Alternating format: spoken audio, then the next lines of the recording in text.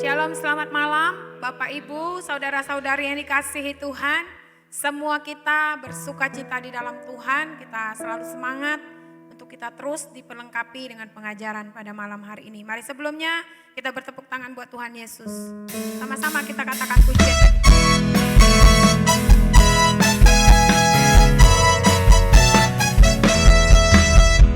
Besar dan perkasa Allah kita, besar dan dahsyat Dia. Besar dan perkasa Allah kita, besar dan dahsyat Dia. Angkatlah panjimu dan suaramu, puji Sang Raja. Besar dan perkasa Allah kita, besar dan dahsyat Dia. Besar dan perkasa Allah kita, besar dan dahsyat Dia. Besar dan perkasa Allah kita, besar dan dahsyat Dia. Angkatlah panjimu dan suaramu, puji Sang Raja. Besar dan perkasa Allah kita, besar dan dahsyat Dia. Sekali lagi. Besar dan perkasa Allah kita, besar dan dahsyat Dia. Besar dan perkasa Allah kita, besar dan dahsyat Dia. Angkatlah panjimu dan suaramu, puji Sang Raja. Besar dan perkasa Allah kita, besar dan dahsyat Dia. Besar dan perkasa Allah kita, besar dan dahsyat Dia. Besar dan perkasa Allah kita, besar dan dahsyat Dia.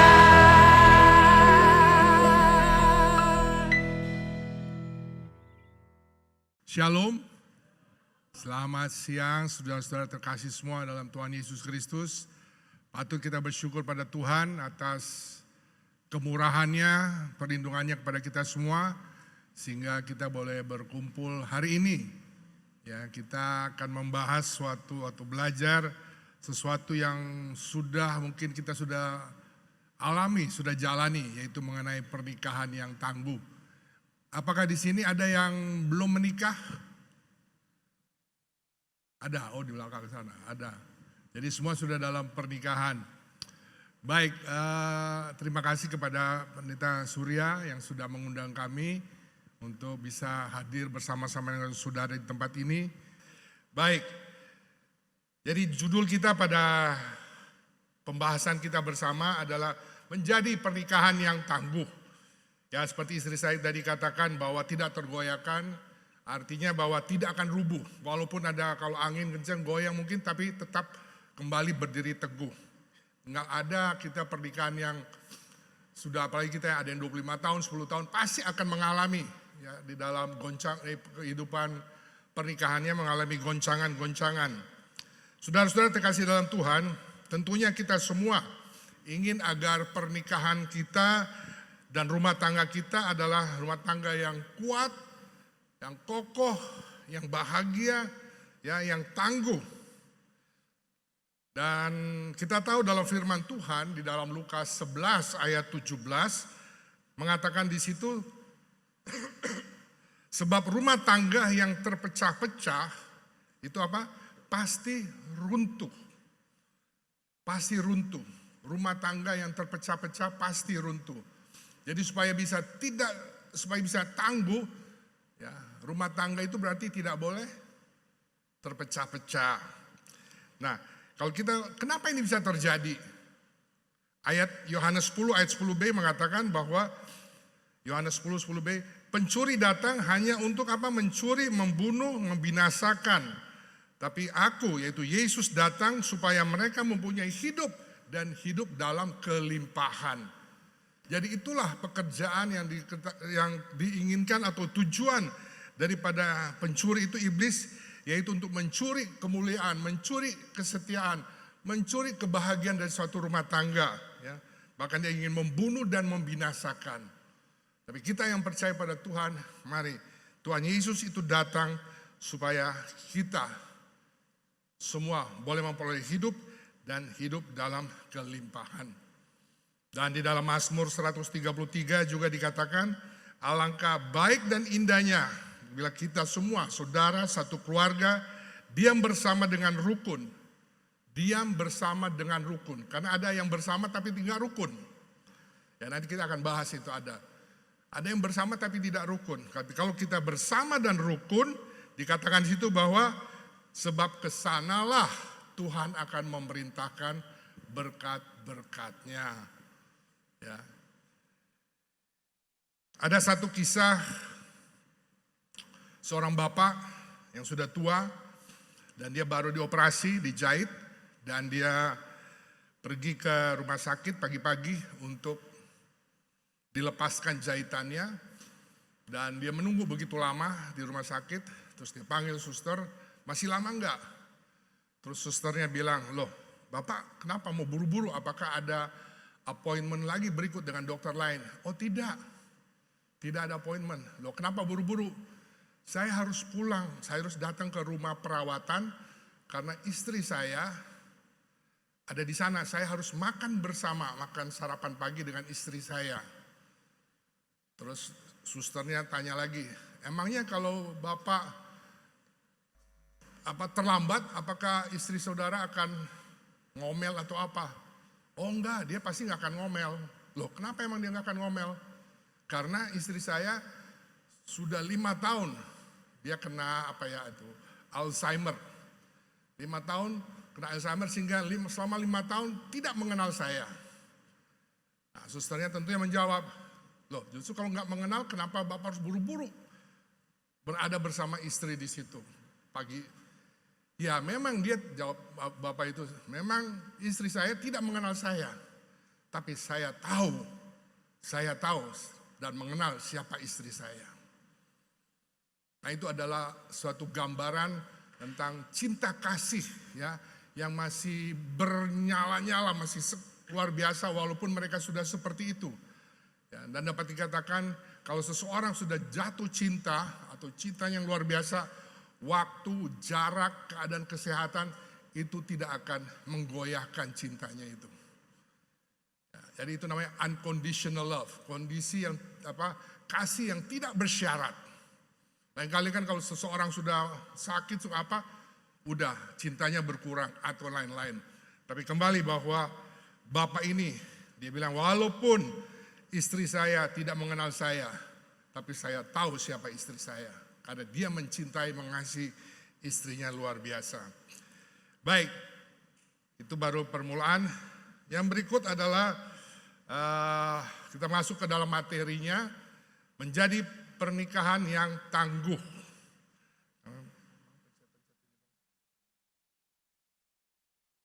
Dan pernikahan Kristen itu adalah heteroseksual.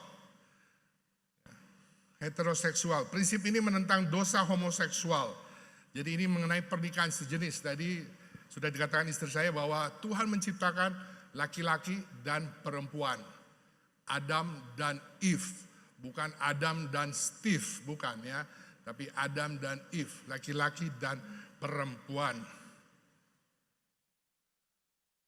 Dan juga pernikahan Kristen itu suci. Jadi seorang laki-laki hanya boleh bersatu dengan istrinya, begitu pula sebaliknya. Jadi ini adalah prinsip untuk menolak dosa percabulan dan perzinahan.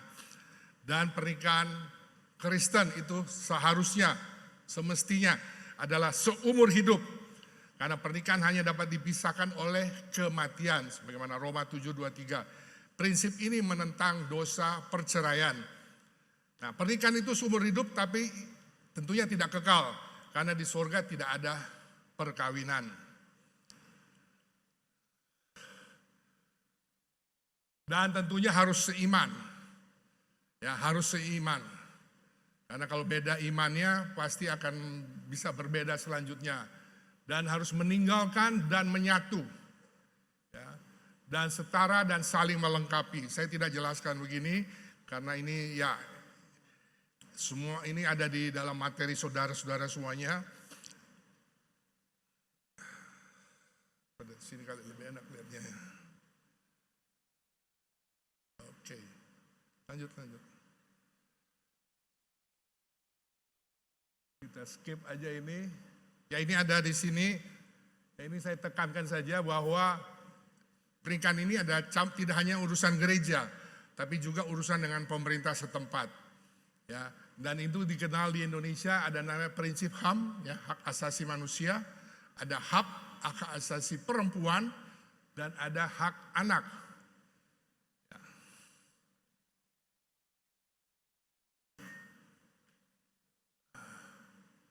Jadi kedua ini harus ada. Dan yang penting di sini bahwa pernikahan itu ya memang sudah sudah ditabiskan atau di gereja itu sudah sah. Tetapi belum legal resmi kalau belum dicatatkan ya di kantor catatan sipil. Jadi kita tahu kan kalau Kristen setelah diberkati harus ke catatan sipil. Karena itu ada dampak hukumnya selanjutnya. Baik itu mengenai anak-anak, mengenai warisan, itu akan ada dampaknya. Nah, pertanyaan selanjutnya, siapakah pasangan hidupku? Ya, siapakah pasangan hidupku? Pasti di antara kita semua di sini mempunyai latar belakang. Ya, latar belakang bagaimana kita mendapat pasangan hidup kita.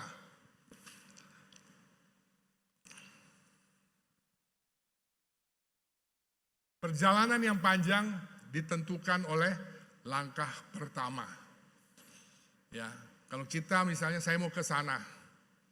Kalau langkah pertama saya begini, apakah saya akan sampai ke sana? Ya.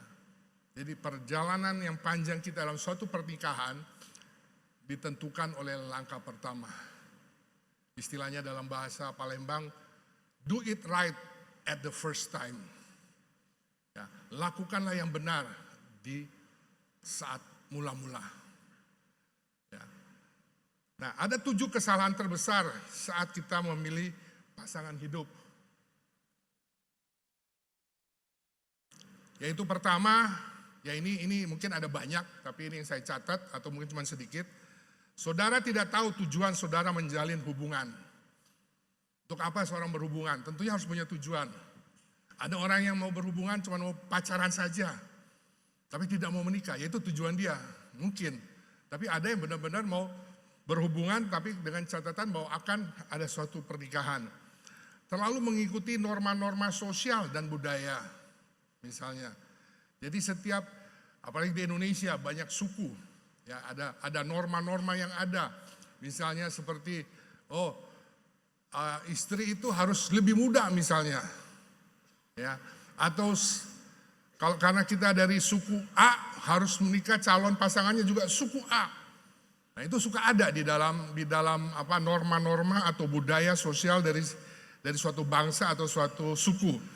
Usia sebagai patokan menikah. Cinta saja tidak cukup. Memang pertama kita memilih harus jatuh cinta dulu kan. Nggak mungkin kita mau berhubungan dengan seseorang tidak ada jatuh cintanya. Tetapi untuk melanjutkan ke suatu masuk ke jenjang pernikahan, tentunya tidak cukup hanya cinta saja. Ada fit and proper test yang lain, yang masing-masing ya harus disampaikan. Ya nanti kami akan sampaikan bagaimana kami berdua dulu berjumpa. Atau takut sendirian. Takut sendirian. Ya karena udah takut sendirian, udah saya menikah siapa aja gitu. Dan yang berikutnya terlalu terpengaruh orang lain. Jadi ada juga mungkin anaknya mengatakan, ya udah terserah apa saja, carikan aja.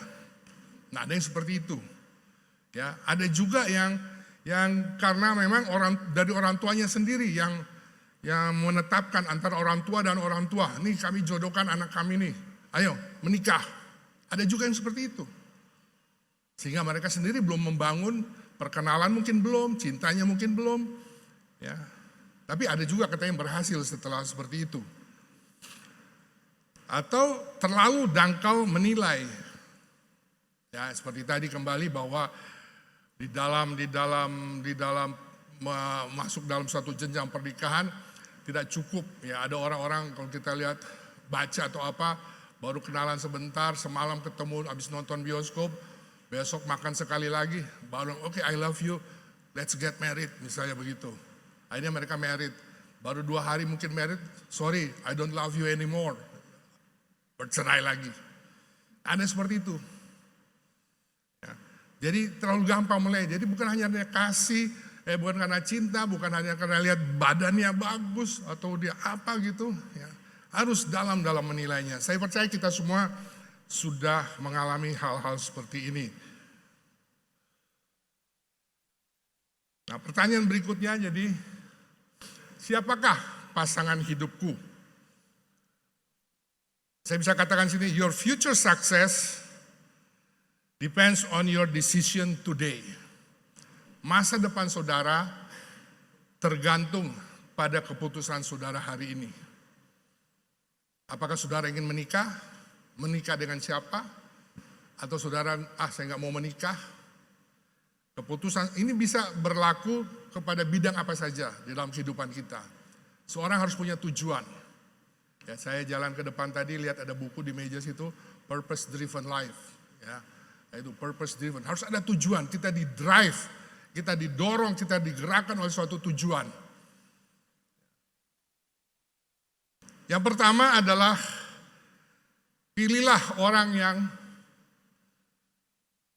komitmen bertumbuh secara pribadi di dalam Yesus Kristus. Nah, ini yang saya sampaikan ada 7, tentunya sekali lagi ini bukan suatu hukum Taurat yang harus diikuti, ya, tapi ini dari pengalaman kami, pengalaman orang-orang yang saya baca juga, ya saya ringkas menjadi seperti ini. Pilihlah orang yang komitmen bertumbuh secara pribadi di dalam Yesus Kristus.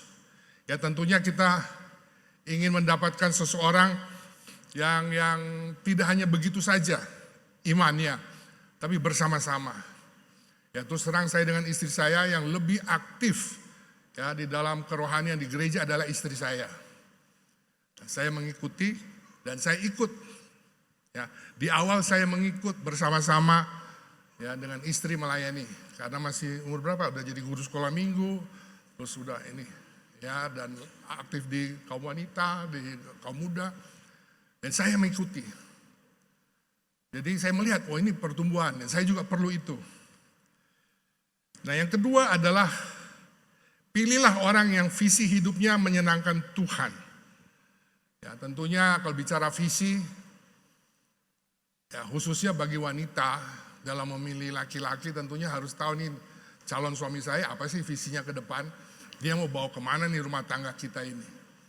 Justru dari pihak istri lah yang harus bertanya, pihak wanita lah yang harus bertanya itu. Dia mau membawa visinya apa terhadap keluarga yang akan mereka bentuk nanti.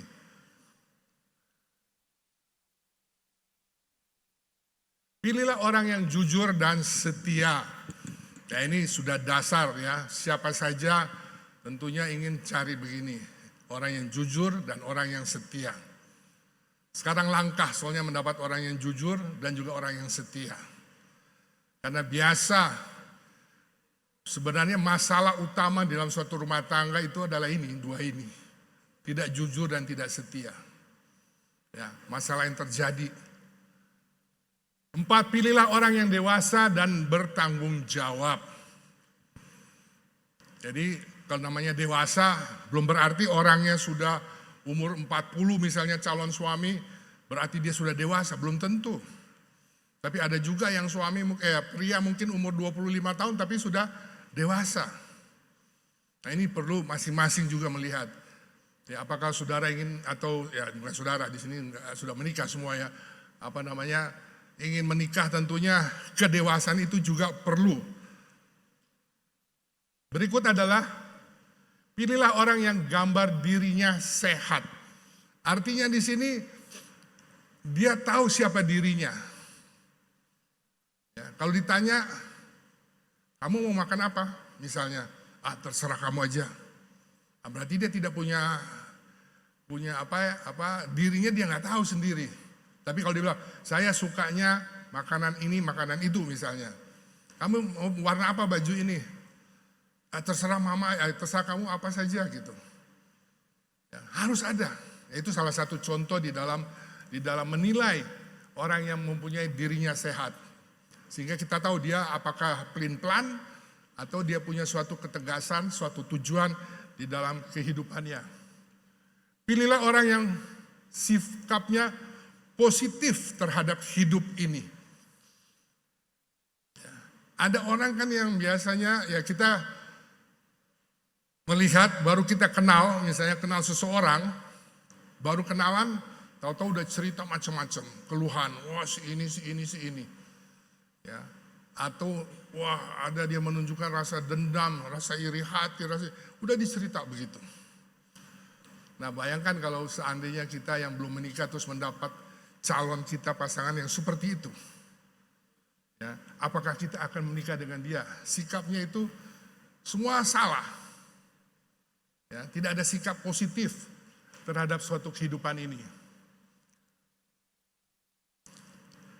Pilihlah orang yang Anda kasihi.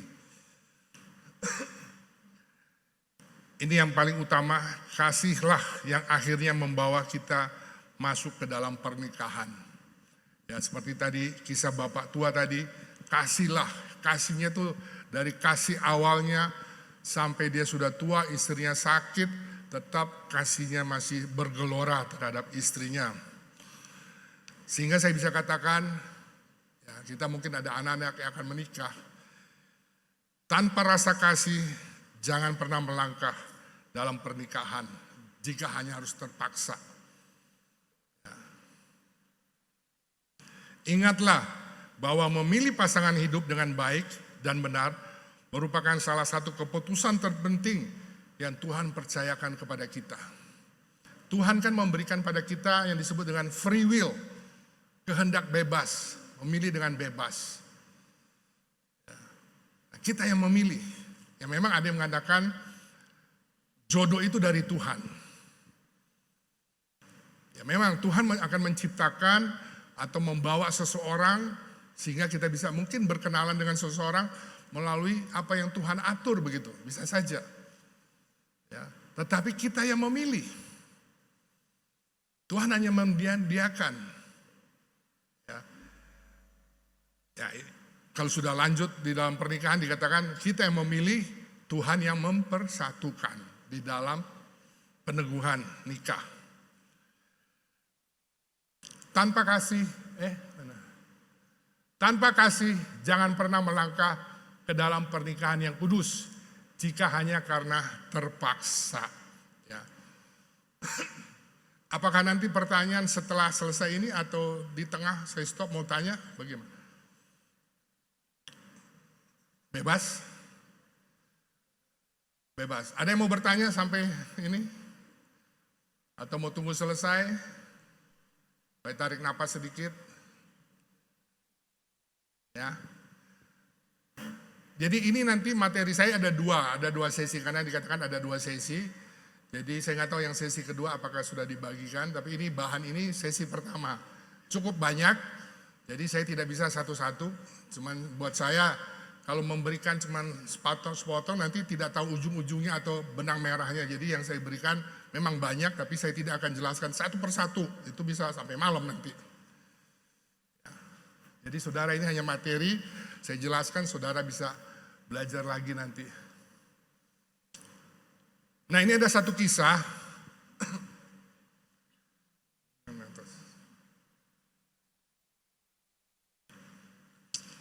Di dalam satu kelas program S2, dosennya bertanya kepada murid-muridnya, siapa yang mau volunteer? Saya ingin menanyakan sesuatu. Ada satu bapak, dia langsung angkat tangan. Terus dikatakan di sini, sebutkan 15 orang yang saudara cintai, kagumi, dan hormati. Nah, dia sebut 15 orang. Dan dari dia sebut 15 orang, Dosennya kembali bertanya kepada dia, sekarang kamu coret 5 orang, sebutkan 10. Siapa yang saudara cintai, hormati, agungkan begitu. Ya. Tadi 15 sudah 10 ya. Dan bilang sekarang coret 5. Dia coret. Sisa 5. Nah setelah sisa 5, selanjutnya sekarang coret lagi. Pilih dari 5 yang ada sekarang, 3 yang Bapak sangat kasihi, hormati, dan agungkan atau ya tinggikan begitu. Dia tulis 3 akhirnya. Setelah dia tulis 3, coba bawa ke depan. Terus dia bawa ke depan, kasih ke dosennya. Dosennya lihat ada 3 pribadi yang dia tulis. Ya. Dan yang dia tulis adalah ibunya, istrinya, sama putrinya. 3 itu dia tulis. Yang sangat dia cintai, dia hormati. Nah dari 3 ini, dia bilang coba kamu coret 2.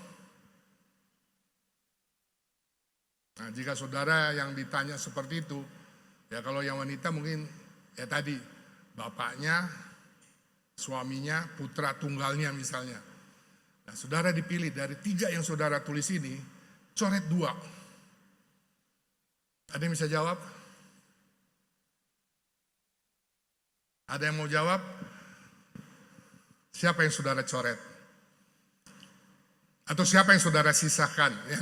Yang saudara sangat cintai, sangat hormati. Ada yang mau angkat tangan? Oh, ada orang tua. Oke. Jadi ini, waktu dia dikasihkan itu, bapak ini langsung kasih ke dosennya, terus dosennya lihat. Yang dia coret adalah ibunya dan putrinya dia coret. Ya. Terus bapaknya bilang, loh kenapa ibunya? Ibu kamu coret. Kan ibu kamu yang mengandung kamu, melahirkan kamu, mengurus kamu sampai besar. Kenapa kamu coret? Tega amat kamu. Terus putri kamu, itu kan putri kamu satu-satunya. Ya, darah daging kamu, kenapa kamu abaikan? Kenapa justru istri kamu yang kamu tidak coret? Padahal, ya maaf dia bilang, padahal kalau kamu ini istri kamu nggak ada, kamu bisa dapat istri lain lagi. Istri meninggal bisa punya istri yang baru. Sedangkan kalau ibu meninggal nggak mungkin punya ibu baru. Ya, kecuali ibu tiri. Akhirnya karena disampaikan seperti itu, bapak ini memberikan argumennya. Dia bilang, kalau ibu saya sudah umur, sebentar lagi akan meninggal. Putri saya sudah lulus sekolah, sebentar lagi akan menikah dan akan meninggalkan saya. Saya hanya akan tinggal sendiri, misalnya kalau ini. Tapi kalau saya ada istri saya dengan istri saya akan terus bersama sampai maut memisahkan. Oleh sebab itu saya sangat cintai, appreciate istri saya. Amin. Jadi itulah cinta yang terus membara. Nah sekarang saya mau masuk kepada kasih.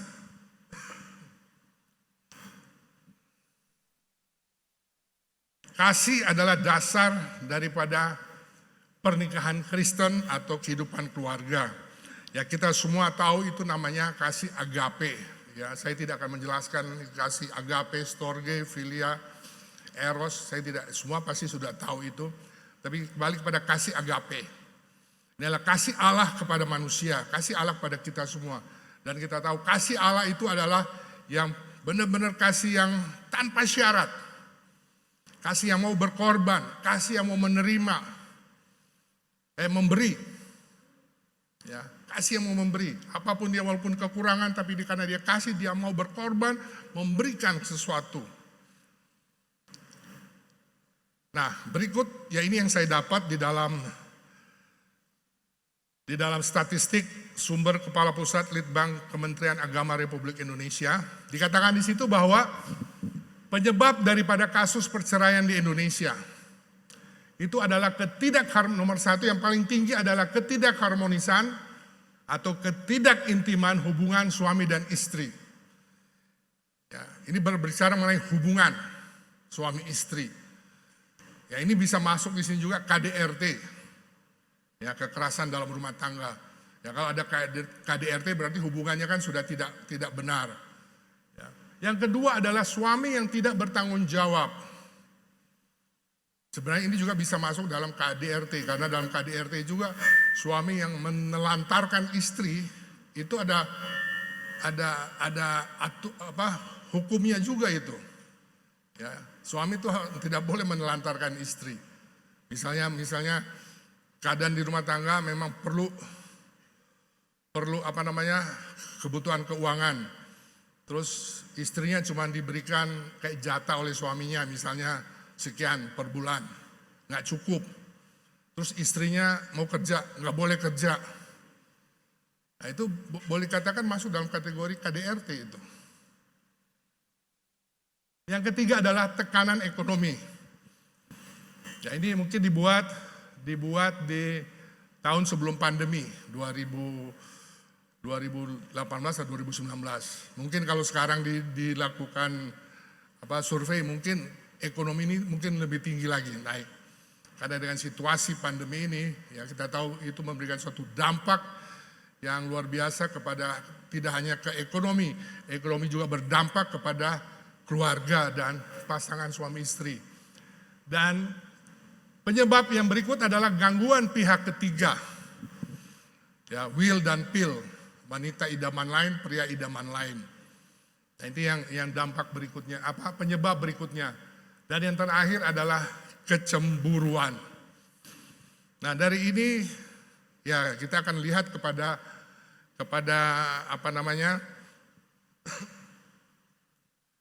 ketidakharmonisan itu. Karena ini berkaitan dengan kasih. Kalau seorang seperti tadi kasih agape, Allah ada di dalam diri seseorang, kasih itu tanpa syarat. Kasih itu memberi. Kasih itu mau berkorban. Kalau kasih ini ada di dalam kehidupan pasangan suami istri, sudah semestinya keharmonisan itu pasti akan ada.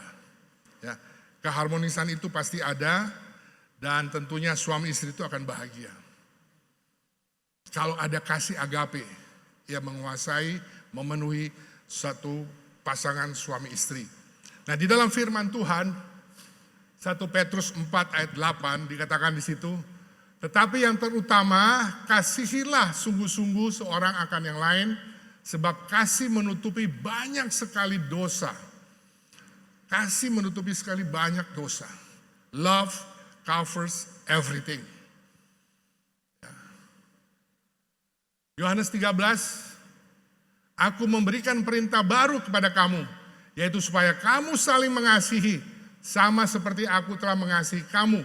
Demikian pula kamu harus saling mengasihi, dengan demikian semua orang akan tahu bahwa kamu adalah murid-muridku, yaitu jikalau kamu saling mengasihi. Ini merupakan kesaksian kita kepada orang lain. Kalau kita menjadi sepasang suami istri yang ribut terus diketahui orang, apakah itu akan menjadi suatu kesaksian kepada orang di sekitar kita?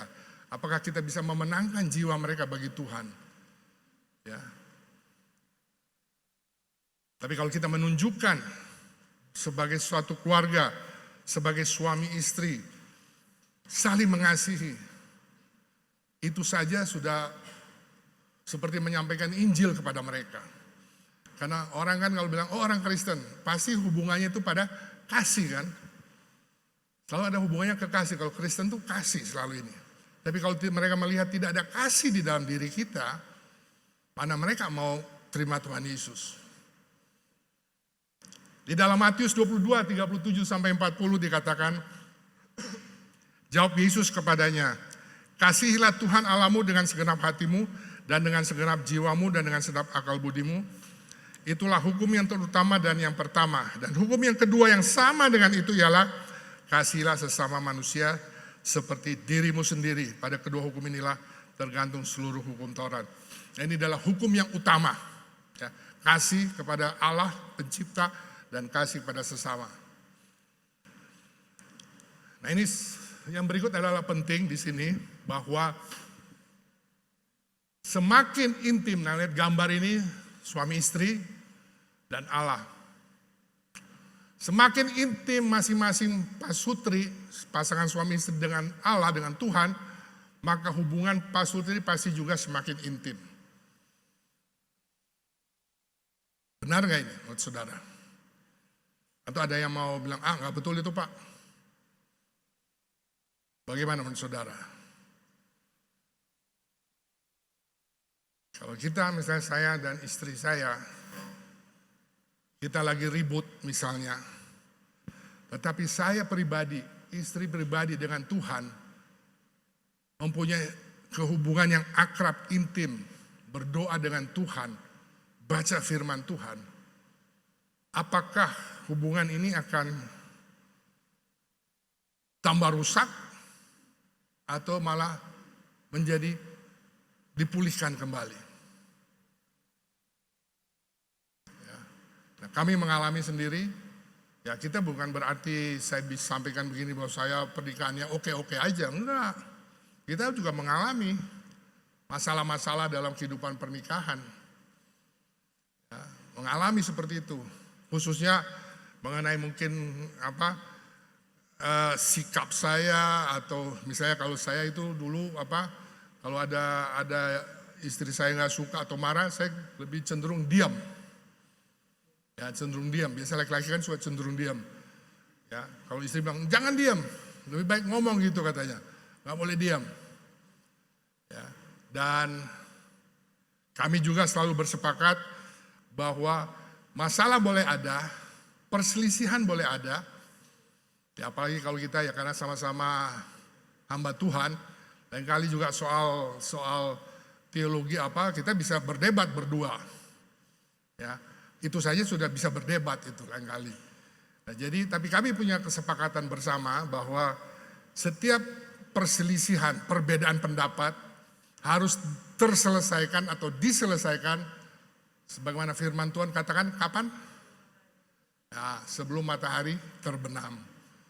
Jadi salah satu, kalau kita sudah sepakati itu, salah satu akan mulai. Ya, saya dengan istri saya juga begitu.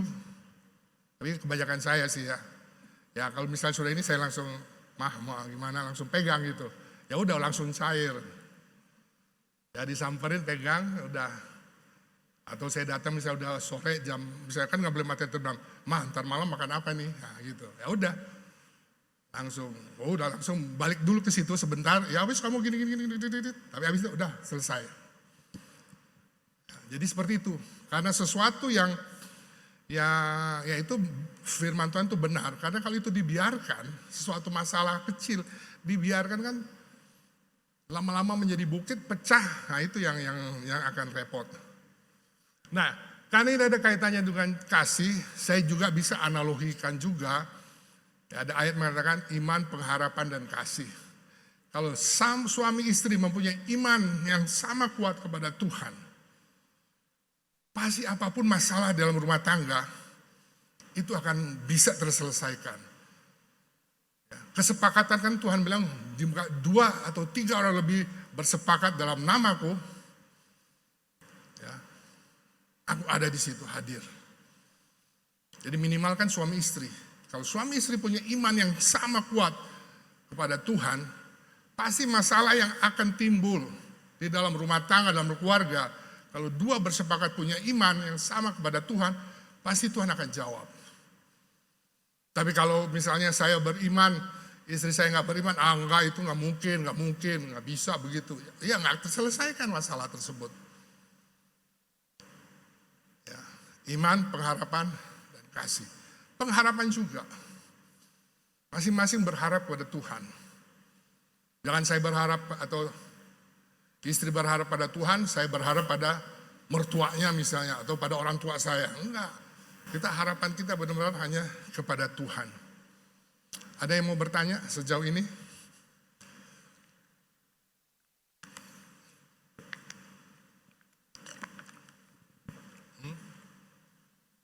Atau ditulis, kumpulin nanti ya. Jadi sampai jam berapa ini Pak? selesainya. Tadi mulai jam berapa ya? 2.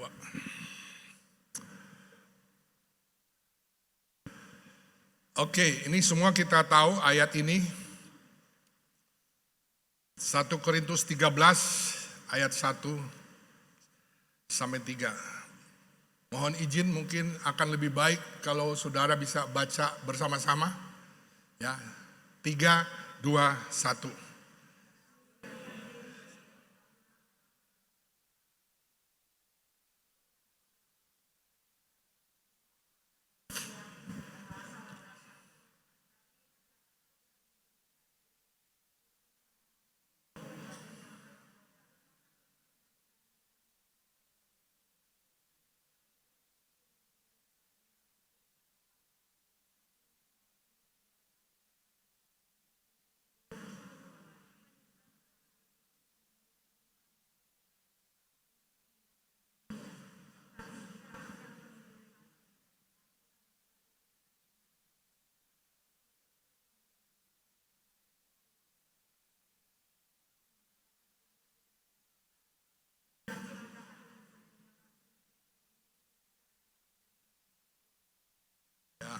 Jadi kasih itu sungguh sangat penting, terutama dalam kehidupan kita.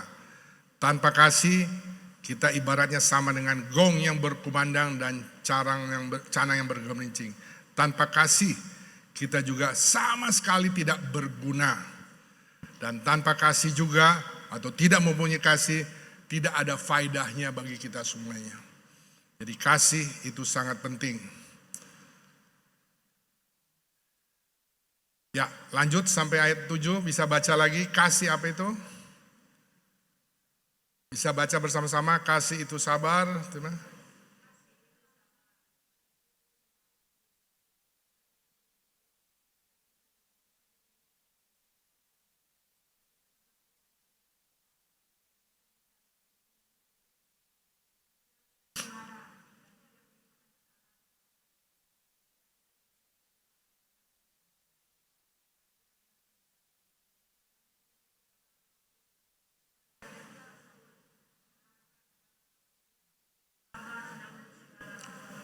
Ya, ini deskripsi, ya, apa itu kasih? Kasih itu sabar. Kasih itu penting, ya, kita sepakat kasih itu penting. Dan apa itu kasih? Ya, tadi sabar, tidak mementingkan sendiri. Nah, mari kita koreksi dalam diri kita. Apakah sudah ada kasih nggak di dalam diri kita? Apakah kita masih suka marah-marah? Apakah kita nggak pernah sabaran? Ya, dan juga apakah kita rendah hati atau masih sombong, tinggi hati, suka pameran, memamerkan diri, memamerkan segalanya, ya, memegahkan diri? Itu adalah kasih. Saya percaya kita semua tahu, tapi kembali ya di sini Tuhan mengingatkan kembali kepada kita semua mengenai kasih. Nah, berikutnya di dalam Hosea 4 ayat 6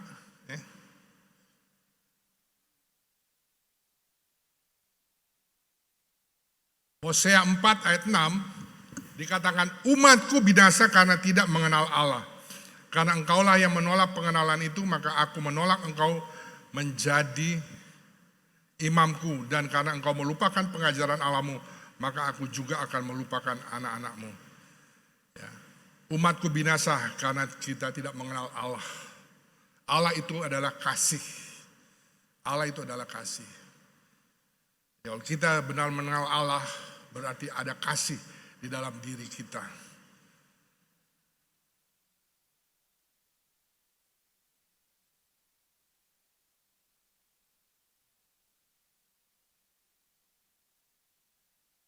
Baik, berikut. Akibat tidak mengenal Allah, atau tentu tidak mengenal firman-Nya dengan benar, pengetahuan, pemahaman, dan hikmatnya berkurang. Hal ini akan mengganggu hubungan keluarga, pasangan suami istri, atau mengganggu rumah tangga.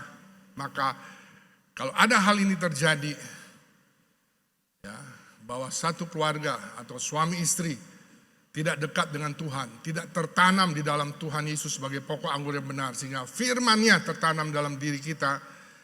Jika itu tidak ada, maka ini bisa timbul di dalam kehidupan suami istri, timbul dalam kehidupan suatu keluarga. Akan ada apa? Iri hati, akan ada mementingkan sendiri, akan ada fitnah dan bisik-bisik, akan ada amarah, keangkuhan, tidak bisa dipercaya, kebencian dan dendam.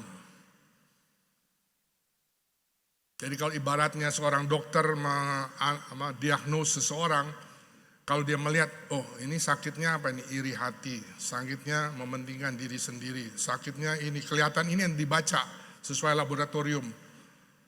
Itu akibat apa? Tidak mengenal Tuhan dia. Dia tidak mengenal firman Tuhan. Jadi adalah sangat penting kembali sekali lagi bahwa firman Tuhan itu sangat penting bagi kita semua. Ya, untuk kita pelajari, untuk kita hafal, kita dalami, dan tentu juga untuk kita lakukan di dalam kehidupan kita. Jangan firman Tuhan itu menjadi hanya pengetahuan kita saja. Kita bisa menghafal, kita bisa adu dengan orang lain mengenai pemahaman firman Tuhan. Bisa saja, tapi apakah itu kita praktekkan di dalam kehidupan kita?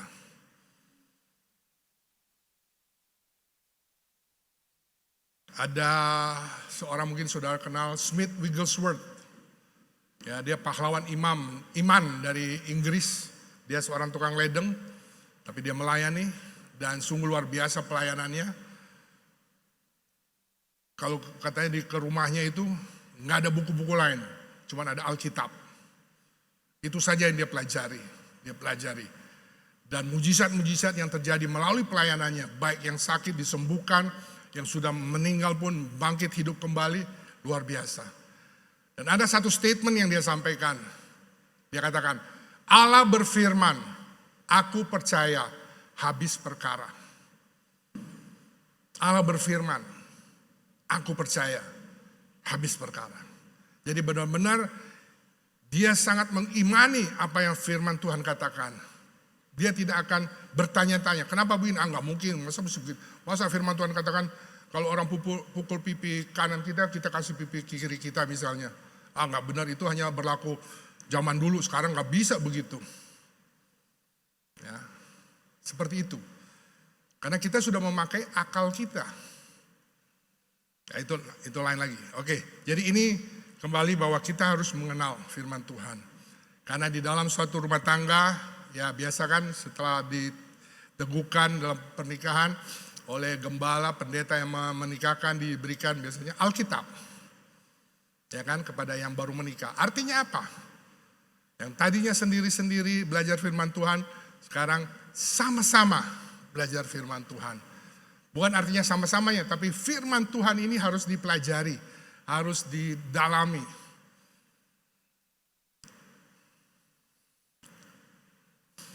Berikut Efesus 4, 3-31. Segala kepahitan, kegeraman, kemarahan, pertikaian, dan fitnah, hendaklah itu dibuang dari antara kamu. Demikian pula segala kejahatan. Jangan ada hal-hal seperti ini di dalam rumah tangga saudara, di dalam pernikahan saudara. Kepahitan, kemarahan, kegeraman, fitnah, pertikaian, kejahatan harus dibuang. Kalau kita ingin mempunyai suatu pernikahan yang tangguh, yang kuat, yang kokoh berdiri, walaupun ada gangguan, itu goyang-goyang, tapi kembali dia akan tetap berdiri tegak, maka kita harus menanggalkan, ya, membuang itu semuanya dari kehidupan kita, kemarahan dan selanjutnya. Ini adalah firman Tuhan. Ya. Nah, selanjutnya di sini ya sedikit mengenai kami. Ya, ini keluarga kami. Kiri di atas, ya, sebelum pernikahan, sebelah kiri ada 3 kolom. Yang sebelah kiri sebelum pernikahan. Yang di atas yaitu waktu kami di Batu. Bawah, ini sebelum pernikahan. Pernikahan kami tanggal 2 Juni tahun 84. Dan yang di bawah di tengah itu adalah saya, istri saya, dan ketiga putra. Ya, ketiga putra saya. Nah, sekarang di kanan keluarga setelah tahun 2022, ya ini nggak kelihatan sih. Kalau yang sebelah kiri saya masih langsing, kanan sudah langsung itu. Saya waktu menikah berat saya 86. Sekarang 116, sudah turun, dulu pernah 120. Sekarang udah 116. Ya, tapi unconditional love, walaupun saya begini tetap cinta masih ada. Only happy parents can generate a happy generation. Ya. Hanya keluarga yang berbahagia dapat menghasilkan suatu generasi yang berbahagia. Jadi kembali, kehidupan kita ini adalah kesaksian. Kehidupan kita adalah kesaksian dan warisan bagi generasi penerus. Kesaksian bagi orang lain, tapi menjadi warisan bagi anak cucu kita. Anak-anak kita akan melihat apa yang orang tua perbuat kan, kita tahu. Nanti kalau sudah besar mereka atau sudah anak-anaknya, sudah mulai kecil, pasti orang-orang, oh itu kayak si papanya, oh itu kayak mamanya, ini kayak papanya, kan biasa kita begitu. Karena anak-anak itu akan meniru, apalagi yang umur 5 tahun ke bawah 5 tahun, itu mereka akan meniru apa yang orang tuanya lakukan. Apa yang akan kita saksikan pada orang-orang sekitar kita dan wariskan pada generasi penerus kita? Nah, ini pertanyaan buat kita. Apalagi di dalam keadaan sekarang, ya, tantangan suami istri begitu luar biasa, perceraian makin meningkat, ya, perceraian karena kesusahan yang ada, perceraian meningkat, mereka tidak tangguh, akhirnya mereka memutuskan bercerai. Dan apa? Ya bayangkan kalau suami istri, orang tuanya bercerai, apa yang mereka bisa berikan juga kepada anak-anak mereka? Apakah itu satu contoh yang baik? Ya, saya kenal satu keluarga, suami istri, bapak mamanya bercerai. Punya anak perempuan 1. Anaknya menikah, anak perempuan ini.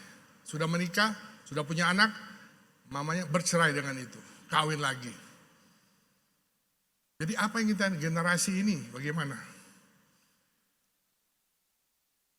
Mungkinkah memperoleh kembali cinta kasih yang mula-mula? Ya, ini pertanyaan bagi biasanya konselor di dalam menginikan pasangan yang bermasalah. Ya kami sendiri ya pasti sebagai gembala sidang kita ya sini ada gembala-gembala sidang, kita akan menghadapi pasangan-pasangan yang bisa bermasalah seperti ini. Ya contoh misalnya bermasalah, terus tanya kepada sang istri, apakah kamu masih mengasihi suami kamu? Enggak. Saya tidak punya kasih lagi pada suami saya, enggak ada cinta. Waduh, bayang enggak ada. Tapi waktu tanya suaminya, kamu masih? Berarti di mana ininya ya? Suaminya masih, padahal yang bermasalah itu adalah istrinya yang bermasalah. Yang kami ketahui. Ya. Tapi suaminya ini, tapi akhirnya oke lah. Saya bilang sama suaminya, oke kita bawa dalam doa, hari ini kita belum bisa selesaikan. Ya proses gitu kan gak bisa 1, 2, 3 selesai, perlu waktu. Waktu berdoa. Dan puji Tuhan setelah itu, akhirnya mereka dipersatukan kembali dan rumah tangga mereka baik kembali. Jadi kalau kita mengalami seperti ini, tentunya pertama yang kita tanya sebagai konselor, apakah masih ada cinta enggak? Apakah masih ada awan setapak tangan enggak? Awan kasih setapak tangan itu masih ada enggak di dalam diri baik istri ataupun suami? Karena kalau masih ada, berarti ada harapan untuk mereka balik. Kita melakukan apa yang dapat kita lakukan dan Tuhan akan melakukan apa yang kita tidak dapat lakukan. Karena bagi Tuhan tidak ada yang mustahil. Ya, ini hanya suatu dorongan bagi kita semua. Mungkin kita dalam menghadapi masalah, kita baru dapat masalah atau apa, kita sudah langsung cerita orang datang pada Tuhan. Tapi ada hal-hal tertentu di mana masalah-masalah itu boleh timbul. Tapi sebenarnya kita bisa lakukan itu, kita bisa selesaikan sebenarnya. Ya. Ini bisa juga kita terapkan dalam kehidupan kita setiap hari. Jangan terus apa-apa Tuhan, apa-apa ke Pak Gembala, apa ini semuanya. Ya. Kita bisa selesaikan. Jadi intinya di sini adalah mari apa yang kita bisa lakukan, yang masih bisa kita lakukan, kita lakukan. Dan apa yang masih ada yang kita nggak sanggup lakukan, nanti kita berdoa Tuhan yang akan melakukannya. Karena bagi Tuhan tidak ada yang mustahil. Ya. Nah, contoh seperti di dalam Perjanjian Lama, itu ibu janda. Ya, ada 2 contoh di situ, ibu janda yang hanya punya buli-buli sedikit minyak, atau yang punya hanya tepung sedikit dan minyak sedikit, datang kepada Nabi Elia. Ya, mereka dalam kesulitan ekonomi semuanya. Tapi apa yang katakan oleh Nabi? Lakukan apa yang kamu masih bisa lakukan. Apa yang ada di tanganmu, lakukan. Maka dilakukan. Dan sisanya Tuhanlah yang melakukannya. Mujizat terjadi, minyak bertambah banyak. Semua cawan-cawan yang kosong semua terisi banyak. Tepung yang sedikit, minyak sedikit bisa menjadi roti yang banyak. 5 roti 2 ikan. Ya, kita semua tahu kisah itu. Ya, Tuhan Yesus bilang pada murid-muridnya, kamu harus memberi mereka makan. Apa yang bisa mereka berikan? Begitu banyak, kalau dihitung 5.000 laki-laki berarti mungkin ada 12.000 orang di situ. Istri atau anak-anaknya bisa 12 atau 15.000. Tapi Tuhan bilang, kamu harus memberi mereka makan. Coba kalau Pak Gembala kita, Pak Surya bilang kita begitu. Mana mungkin Pak Gembala, mana mungkin. Ya kan? Tapi apa yang bisa kita lakukan, kita lakukan. Nah itu yang dilakukan oleh murid-muridnya. Ketemu dengan seorang anak yang mau menyerahkan bekalnya 2 ikan dan 5 roti. Itu yang bisa mereka lakukan. Itulah yang dibawa kepada Tuhan Yesus. Tuhan Yesus mengambil, ada di dalam tangan Tuhan. Tuhan mengucap berkat dan membagikan berlipat kali ganda. Jadi apa yang kita bisa lakukan, mari kita lakukan. Dan kita berikan ke tangan Tuhan. Dan Tuhanlah yang akan melakukan perkara ajaib setelah itu. Dalam Amsal 10 ayat 12, kebencian atau kepahitan, dendam menimbulkan pertengkaran. Tetapi kasih menutupi segala pelanggaran. Apakah di sini ada pasangan yang masih ada kebencian di hati karena ada pasangannya? Atau aman-aman semuanya? Aman? Aman. Amin. Kebencian menimbulkan pertengkaran. Ya, jadi kalau setiap pertengkaran, saya percaya ini ya, tidak hanya dalam keluarga ya Pak, mungkin ya di dalam organisasi juga ini bisa berlaku. Kalau ada kebencian satu dengan yang lain, ya, sudah ada menjelekkan satu dengan yang lain, sudah ada dendam satu dengan yang lainnya, pasti akan timbul pertengkaran. Ya, kalau ada pertengkaran pasti ada perpecahan. Kalau ada perpecahan, tadi firman Tuhan katakan pasti ada keruntuhan, itu akan runtuh. Itu adalah multiplier efeknya yang terjadi. Itu mulai daripada kebencian, dendam, kepahitan. Nah ini yang harus kita buang. Ya, buang dari dalam kehidupan kita, buang dari hati kita, buang dari pikiran kita. Di dalam Efesus 5 ayat 22-25, kasih Kristus adalah dasar hidup suami istri. Ya, di sini semua kita tahu bagaimana suami istri. Hai istri, tunduklah kepada suamimu. Ya. Dan juga di situ, hai suami, kasihilah istrimu. Kristus telah mengasihi. Ini sebenarnya sederhana sekali. Kalau ini kita lakukan di dalam kehidupan kita sebagai suami istri, benar-benar ini kita lakukan, semestinya tidak ada masalah dalam pernikahan. Benar nggak atau salah? Ya, suami, kasihilah istrimu. Istri, tunduklah kepada suamimu. Ya, tentunya kalau kita bicara ini kasus akan banyak ya. Gimana saya mau tunduk sama suami saya? Suami saya hanya tidur aja nggak bekerja. Apa yang saya mau tunduk gitu? Saya yang bekerja capek, suami saya hanya tidur-tiduran. Nah ini pasti akan ada banyak pertanyaan-pertanyaan. Nah saya ingin masuk ke sini. Ini suatu yang penting. Tadi saya awali dengan kasih agape. Kasih itu mengatasi segala sesuatu. Kasih itu adalah dasar dari suatu hubungan, suatu pernikahan. Karena di mana tidak ada kasih, ada yang bilang, if there's no real love, there is dead. Ya, jika tidak ada true love, tidak ada cinta kasih yang sesungguhnya, yang real, maka pasti akan ada kematian. Ada satu, itu di perang dunia kedua, kejadian di Eropa ya, itu suatu tempat tiba-tiba ada banyak anak-anak yang anak-anak kecil, balita begitu, itu yang khususnya di panti asuhan, itu meninggal satu persatu setiap hari, meninggal. Nah tentunya mau dilihat apa ini, virus atau apa yang buat mereka meninggal ini. Terus akhirnya panggil dokter. Dokter dari negara lain datang, terus dia survei, diamati. Ya saya nggak tahu apa dasarnya dia mendiagnos dan dasar dia membuat resepnya. Dia hanya bilang kepada ibu-ibu atau perawat di sana, anak-anak kecil ini tolong setiap hari mereka dipeluk, dielus, disayang selama 10 menit setiap hari.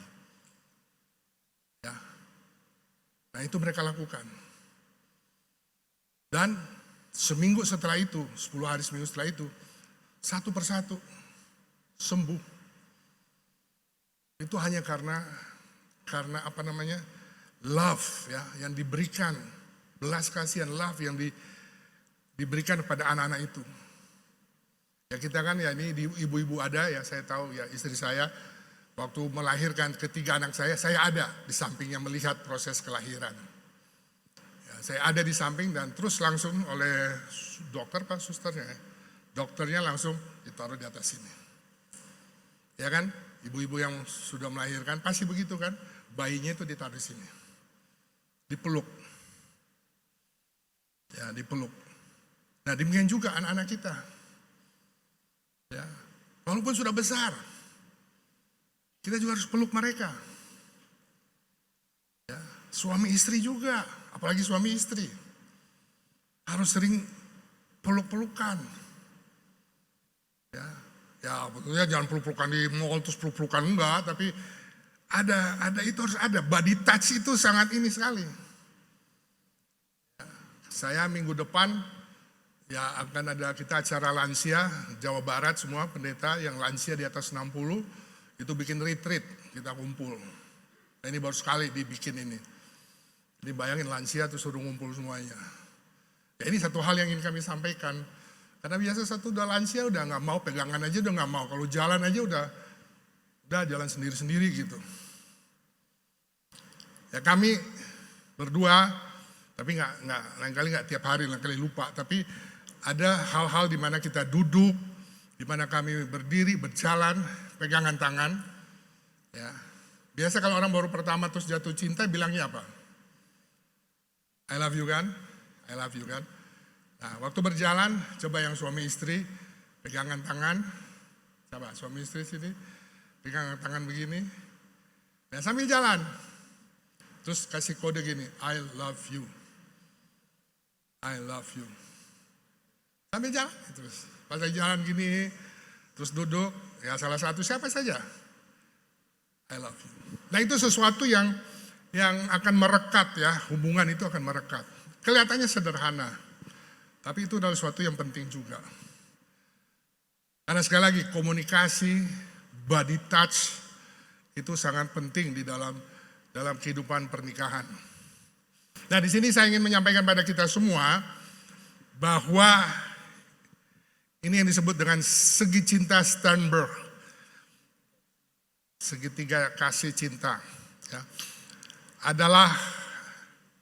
Ada 3 unsur ini yang dimiliki oleh cinta, yaitu atau 3 komponen, namanya keintiman, intimacy, gairah,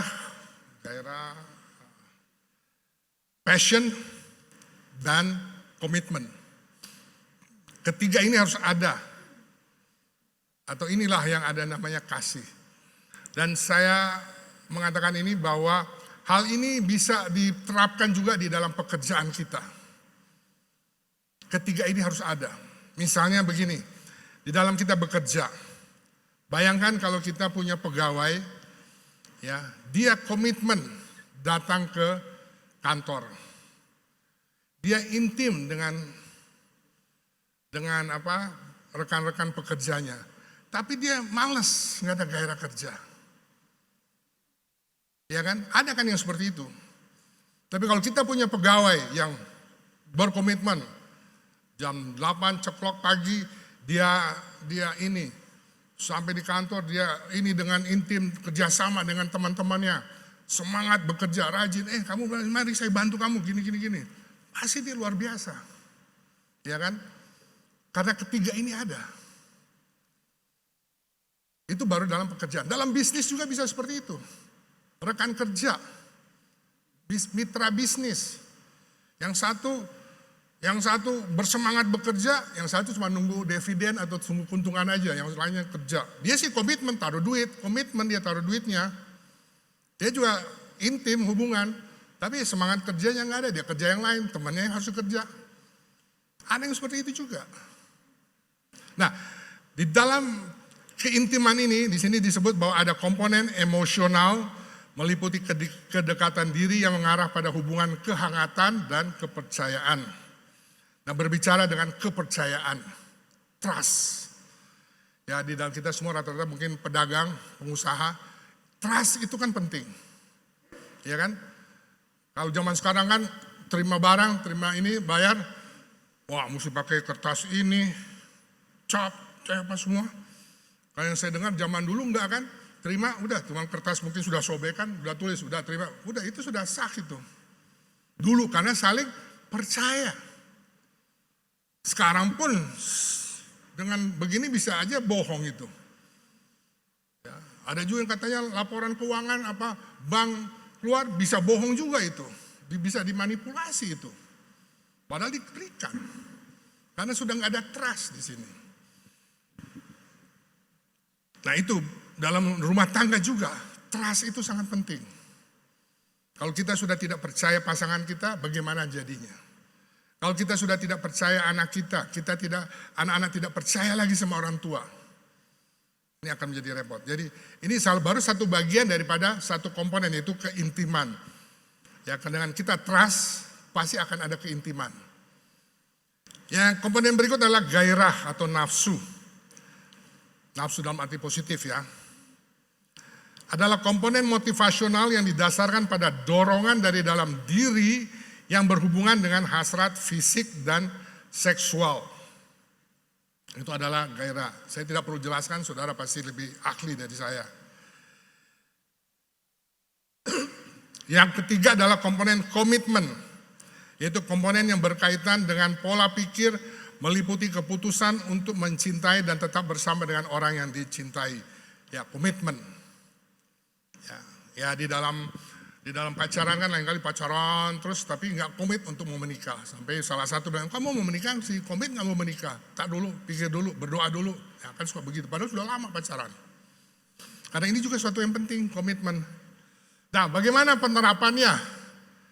Ketiga komponen ini di dalam kita mengaplikasikan cinta ini. Pertama adalah saya membaginya kalau hanya ada keintiman, misalnya dua komponen tidak ada, ya itu artinya rasa suka. Orang kan intim karena senang suka, harus jadi intim. Ya, adanya perasaan, kedekatan, pengertian emosional, support, kasih sayang dan kehangatan itu bisa orang jadi intim. Ya, contoh misalnya ada seseorang yang mereka intim karena senang ngobrol saja. Ya, tapi tidak ada gairah dan komitmen untuk jangka panjang. Ya, contoh ada anak saya yang kedua, Dulu kami sudah kira dia ada teman belum pacar ya, teman ada wanita dekat gitu kemana-mana terus bersama-sama gini-gini. Tapi setelah itu, Ayel bagaimana? Enggak, dia cuma teman aja kok, cuma teman gitu. Jadi mereka intim, tetapi tidak ada suatu komitmen dan gairah, nggak ada. Cuman intim aja, berteman aja begitu. Nggak ada yang seperti itu. Next, gairah. Ya. Yang ada hanya gairah. Ini bersifat hayalan, dia bergairah karena ketertarikan secara fisik dan seksual berlangsung cepat sekali. Ya orang itu bergairah itu kan cepat. Dilihat langsung korslet, ya bisa bergairah. Tidak ada kepercayaan, cinta pada pandangan pertama, cinta dapat hilang dengan cepat, karena cepat dapat, bisa hilang juga cepat, karena tidak ada komitmen dan kedekatan emosional dan keintiman. Nah, ini juga bisa berlaku di dalam kehidupan hubungan suatu suami istri. Tunggu dulu. Ya, hanya ada gairah saja. Nah, hubungan apa seperti ini misalnya? Hanya ada gairah.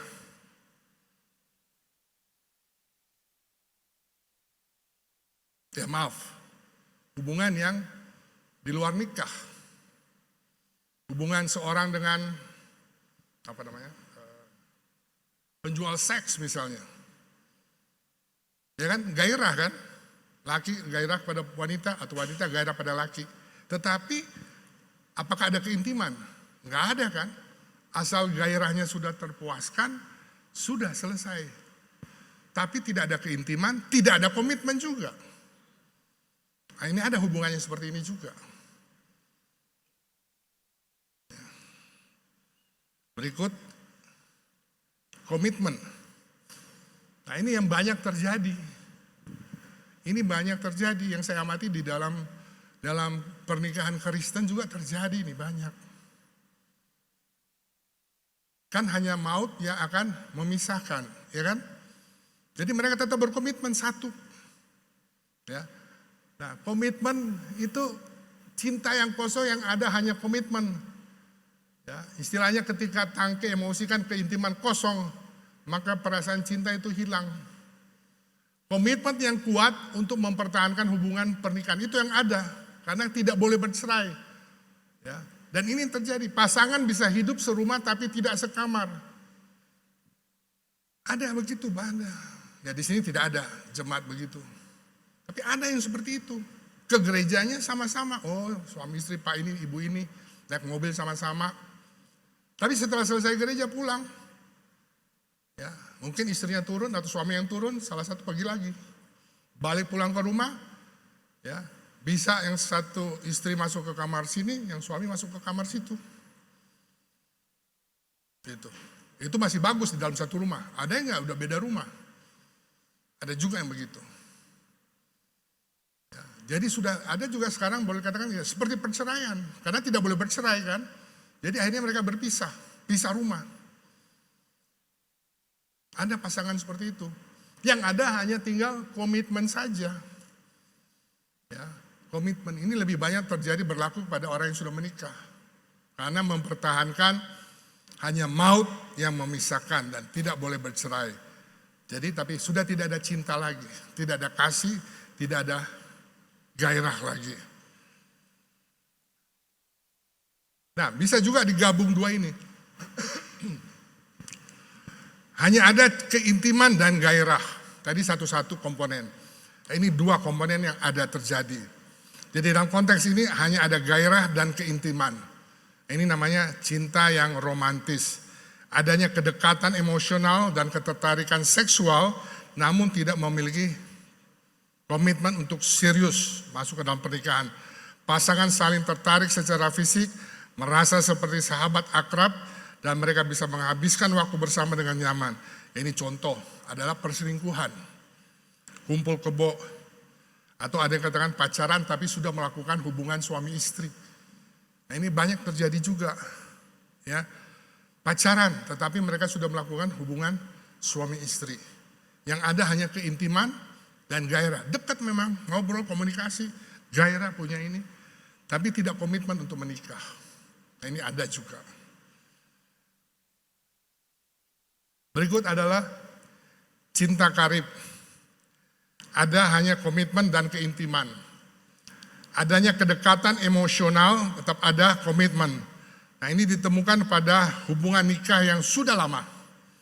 Ya, karena ada satu kelemahan fisik mungkin, di mana passion, ketertarikan fisik seksual telah mungkin berkurang atau hilang.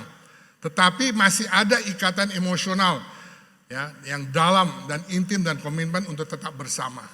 Ya, seperti tadi, bapak tadi yang tua, yang istrinya sakit, yang Alzheimer, yang tidak mengenal lagi siapa suaminya, tapi suaminya mengenal dia. Nah, ini yang berlaku. Dia masih komit sebagai suami istri, masih intim, mau temanin sarapan pagi, tetapi ya gairah sudah nggak ada lagi. Kesehatan, penyakit sudah tidak menjadi suatu syarat atau alasan lagi. Karena yang tinggal adalah komitmen dan keintiman. Berikut adalah cinta buta. Nah, ini komitmen dan gairah. Ya, ketertarikan ada secara visual, seksual dan fisik. Ada komitmen dalam hubungannya. Ya, tidak ada kedekatan emosional. Pasangan hanya komit pada hal seksual tanpa kembangkan kedekatan emosional intim agar hubungan stabil. Nah, ini juga ada juga. Jadi ini seperti suami istri, contoh suami istri. Mereka masih menikah, masih satu, punya gairah, tetapi tidak ada keintiman lagi suami istri. Ya mungkin ya, karena suami bekerja, istri bekerja. Mungkin komunikasi secara ini, mungkin ada komunikasi secara WA saja, tapi komunikasi lain nggak ada. Ya, mereka tidak ada keintiman lagi. Sampai di rumah, ya sudah capek semua, suami capek, istri capek, belum kalau punya anak-anak harus istri ngurus anak-anak, suami punya hobi, punya kini, punya pelayanan, punya apa, akhirnya mereka tidak sampai berbicara pun mungkin satu kalimat selama di rumah. Tetapi waktu misalnya untuk tugas suami istri, mereka bisa, ada gairah. Tetapi untuk menghidupkan, ya, menghidupkan hubungan itu kan harus bicara, ngobrol, sharing. Nah itu tidak ada. Ada yang seperti itu, keluarga seperti itu. Atau pasangan suami istri yang seperti itu. Tentunya cinta yang sempurna adalah seperti, udah. Oke, ya ini cinta yang sempurna. Ya, di mana ketiga komponen ini harus ada, komitmen, keintiman, dan gairah. Nah ini benar-benar yang menunjukkan ya hubungan nikah yang ideal. Adanya kedekatan emosional, ada ketertarikan fisik, komitmen dalam hubungan, dan ini bisa mempertahankan cinta yang sempurna. Ya.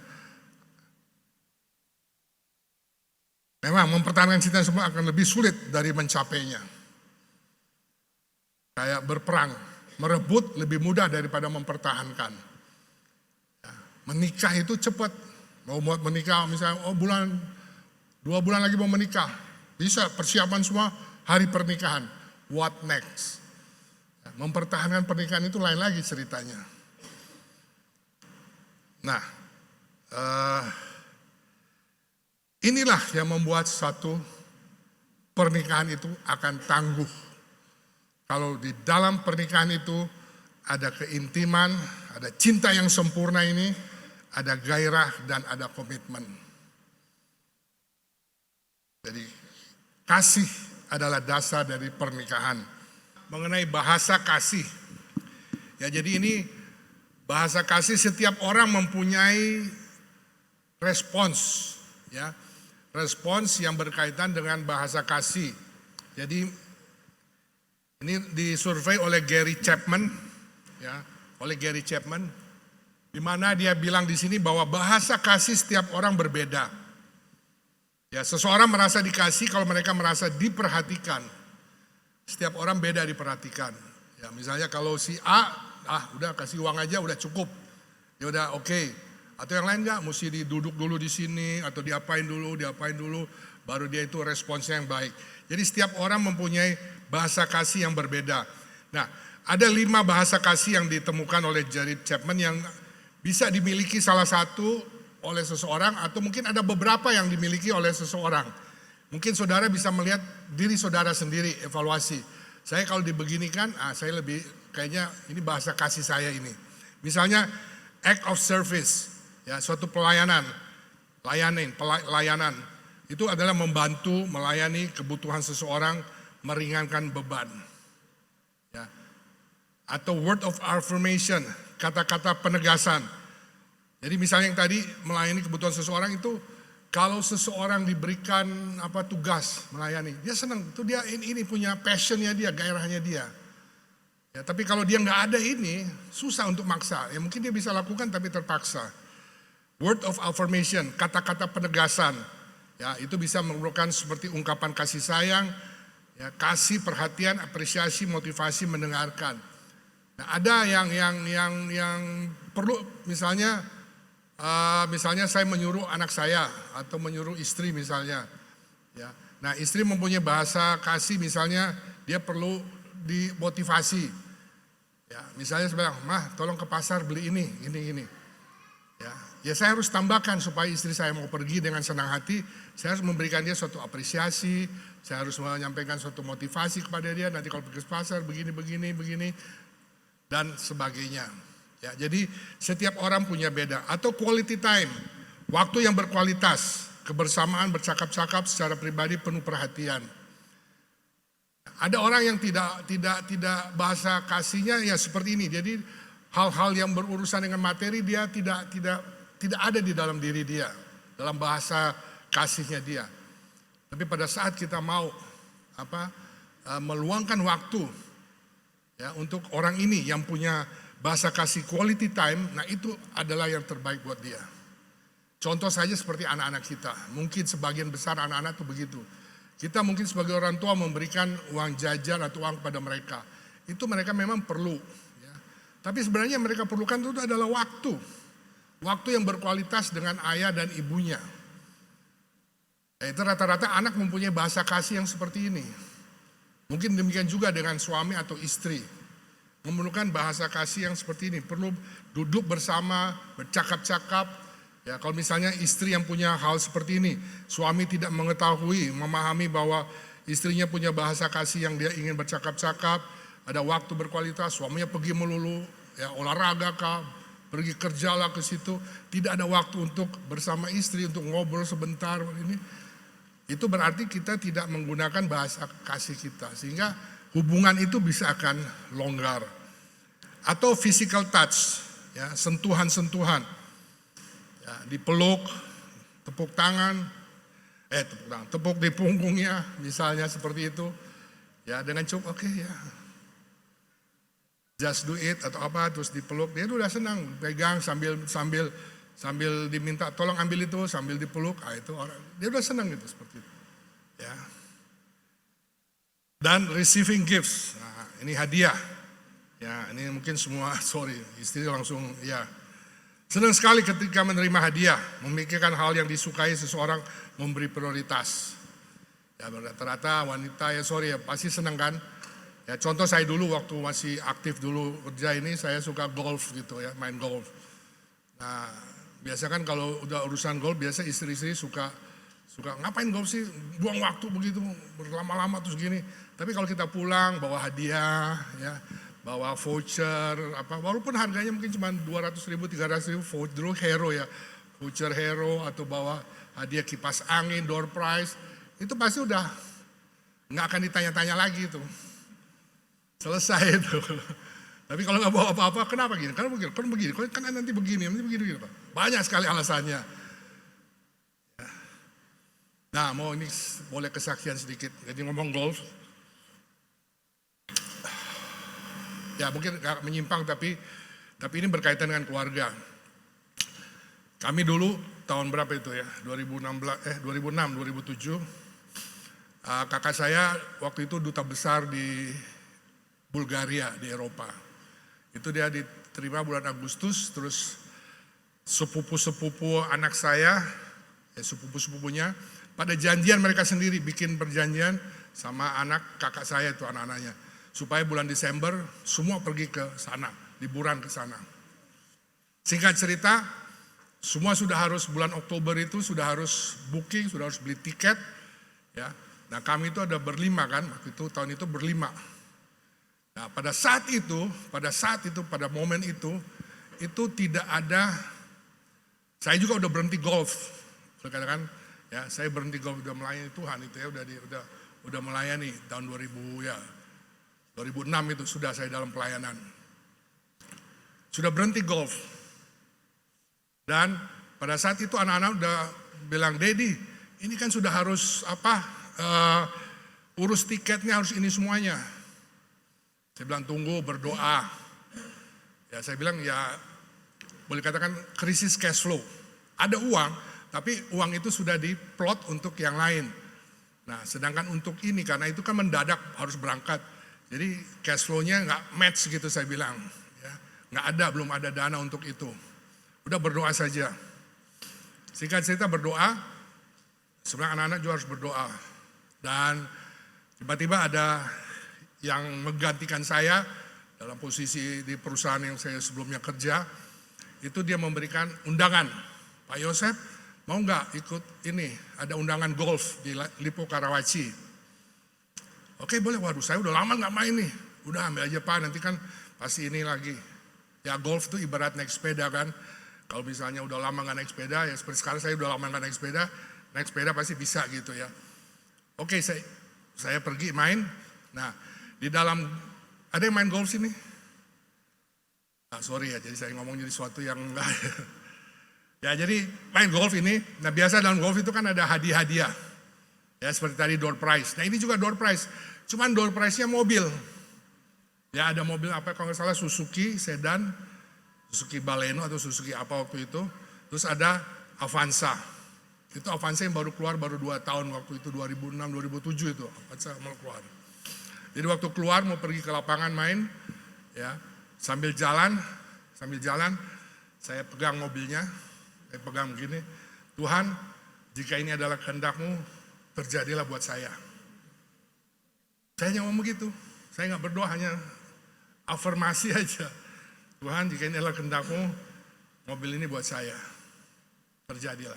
Saya jalan, main 18 hole, selesai main, biasanya main itu habis main biasanya orang mandi dulu kan, baru kumpul makan-makan. Nah kebetulan ini enggak, kumpul dulu, makan-makan dulu, ayo semua makan-makan dulu. Jadi kita makan-makan dulu, selesai makan, nah waktu door prize biasanya, door prize itu kan mulai dari yang kecil, mulai yang kecil, baru mulai naik sampai yang top, yang terakhir itu mobil. Tapi pada saat itu, mulai dari yang besar mobil. Nah kami duduk di meja bundar makan, tahu-tahu langsung dicabut nomor 1 untuk hadiah mobil. Pas hadiah mobil dicabut, saya lihat amplop, di dalam amplop undangan itu ada nomornya. Saya cuma ingat ada 20, dibacain tek 20 gitu. Wah ini saya punya ini. Ya, jadi bukan main senang, semuanya pada berdiri pada ini. Saya langsung ke depan. Saya kasih lihat bukti ini undangannya, nomornya, oke, itu milik saya. Ya milik saya Avanza, warna hijau apa itu waktu itu.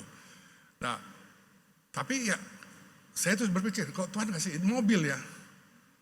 Pertama itu, ya di rumah ada mobil gitu, saya nggak perlu mobil gitu. Tapi kok Tuhan kasih mobil, oh baru saya ingat kita perlu duit ya. Ya jadi akhirnya mobil itu saya tidak terima, saya cuma lihat waktu berangkat. Ya, saya nggak terima, saya cuma dapat surat ini hadiah, saya bilang tolong ini dijual aja. Ya dijual, sehingga cerita juga harga tentunya pasti di bawah harga ini, nggak apa-apa. Kalau nggak salah kita terima berapa? 95 juta ya, 95 juta begitu. Nah 95 juta langsung dapat, ya tentu pasti kan seneng kan. Ya pulang dan bilang, oh ini dapat ini hadiah ini. Udah booking tiket semua.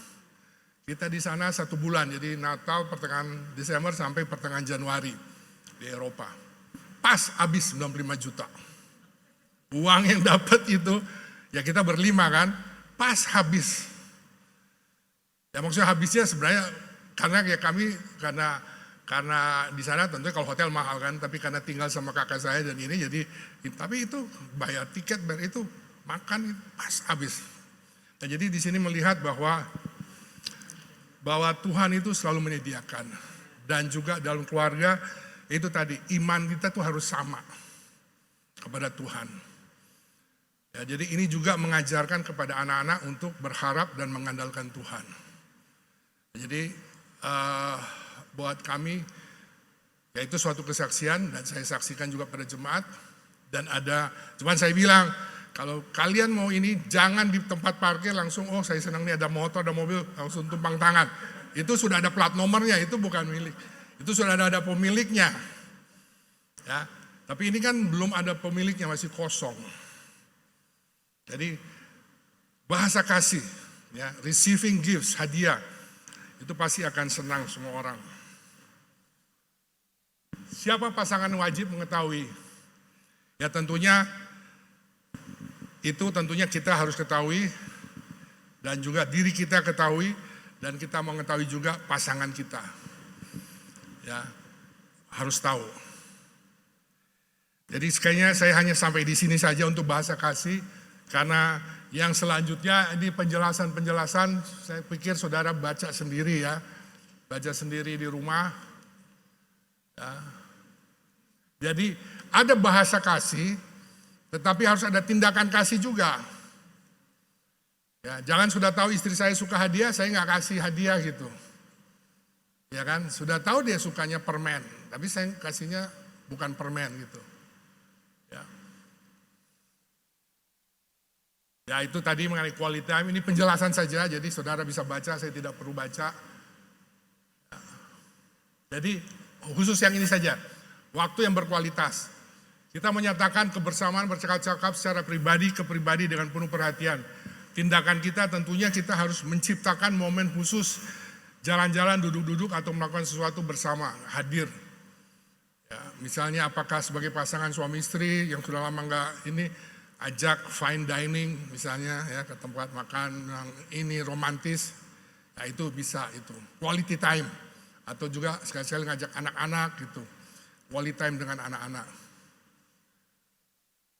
Nah hindarkan gangguan-gangguan ketika melakukan waktu bersama, ya khususnya kalau zaman sekarang ya ada orang tua yang punya disiplin yang kuat, duduk di meja semua handphone mati, nggak boleh.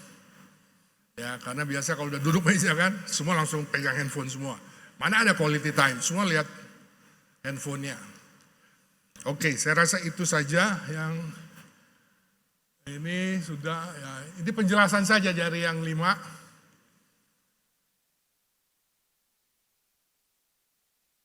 Jadi hal yang paling penting adalah saudara harus menjaga komunikasi yang baik, menanyakan hal apa yang paling dibutuhkan. Jadi ada komunikasi, ya. Sesama pasangan. Nah ini saya tutup dengan unconditional love, ya love yang tanpa syarat.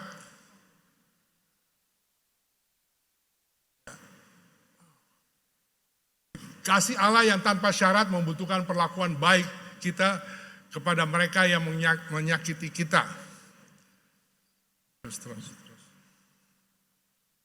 Terus. Berbuat jahat pada kita dan kepada semua orang. Ini kita lakukan. Jadi kasih tanpa syarat membutuhkan tanggapan terhadap kesalahan-kesalahan dengan pelayanan positif terhadap pelaku kesalahan, bukan dengan pembalasan.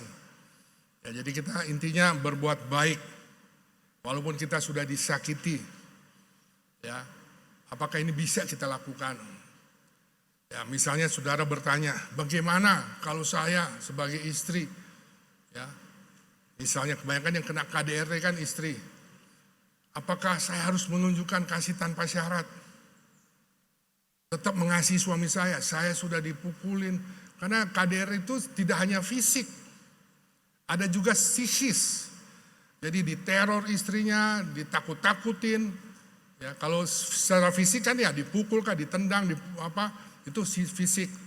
Tapi ada juga yang disebut psikis. Jadi yang menyangkut emosi, jiwa daripada korban itu yang dilukai.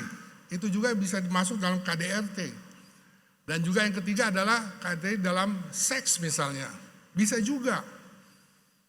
Ya, mungkin saudara kata, masa seks bisa KDRT? Bisa, kata menurut undang-undang KDRT ada itu. Misalnya istrinya tidak mau begini, ya dipaksa oleh suami. Apalagi sampai istri itu luka misalnya. Ya, saya nggak mau berkembang lagi, tapi seperti itu. Jadi bisa terjadi juga di dalam hal seks. Dalam seks. Ada juga KDRT dalam tadi ekonomi yang seperti tadi saya sampaikan. Jadi menelantarkan, jadi istri tidak boleh kerja, tapi suami juga ngasih uangnya encerit sedikit-sedikit gitu. Atau nggak dikasih. Padahal istri bisa punya kemampuan untuk kerja, tapi tidak boleh kerja. Ya ini bisa terjadi juga pada suami, ada yang begitu. Ada istri yang karena memang kaya, punya ini, suaminya mau bekerja, enggak. Kamu di rumah aja, bantu di sini. Jadi suaminya nggak boleh kerja. Ya karena istrinya cemburu kalau suaminya kerja kemana-mana gitu. Jadi suaminya nggak berkembang akhirnya. Yaitu KDRT tapi istri kepada suami. Nah dalam KDRT ini itu ada undang-undangnya. Itu sebenarnya ya bisa dilaporkan ke lembaga, saya lupa lembaga apa namanya, KDRT. Tapi ya kita sebagai anak Tuhan mungkin kita tidak perlu ke sana ya. Karena namanya kasih, kita perlu ke pengadilan karena itu ya itu terserah pilihan keputusan masing-masing. Kasih tanpa syarat. Gimana nomor 2? Memperlakukan orang lain sebagaimana kita ingin diperlakukan. Ya, jadi kalau kita tidak mau dipukul, ya jangan kita pukul orang. Kita tidak mau dibohongi, ya jangan kita membohongi orang. Ya, kasih tanpa syarat melebihi standar cinta dunia. Ya, berarti tidak terhitung. Kasih tanpa syarat itu adalah sungguh luar biasa. Karena itu kita tahu hanya satu kasih yang sempurna itu tanpa syarat memberi dan mau berkorban. Dan kasih tanpa syarat menunjukkan karakter sifat Tuhan kepada orang yang sangat membutuhkannya. Ya, karena itu besar kasih Allah akan dunia ini sehingga dikaruniakan anak yang tunggal, itu Yesus Kristus, supaya setiap orang yang percaya kepadanya tidak binasa, tapi memperoleh hidup yang kekal. Karena begitu besar kasih Allah akan dunia yang sudah berdosa ini, kasih putranya bahkan disalib. Dan terakhir, nah ini dalam Yosua 24 ayat 15, tetapi aku dan seisi rumahku kami akan beribadah kepada Tuhan.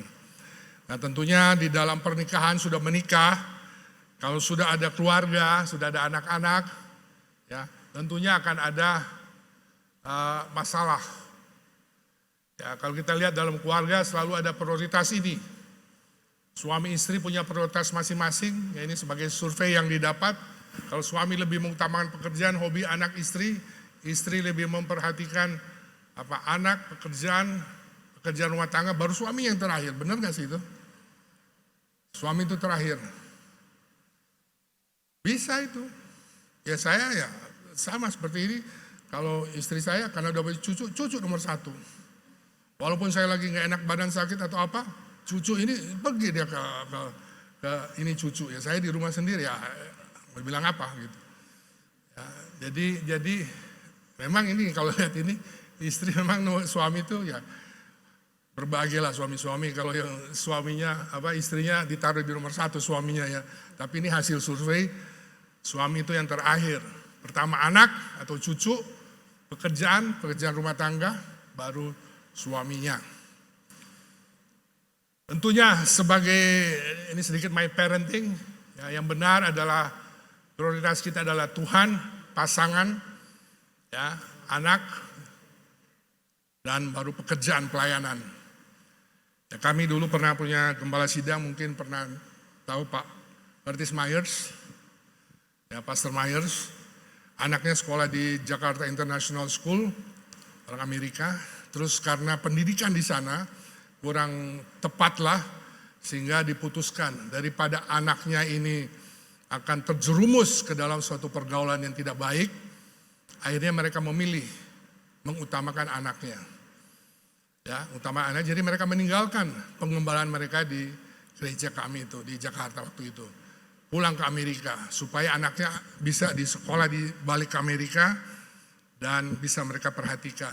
Jadi ya ini mereka benar-benar ya tentunya mereka tanya Tuhan, pasangan ya mereka tetap sama tapi anak gitu. Pelayanannya nomor 4 pekerjaannya.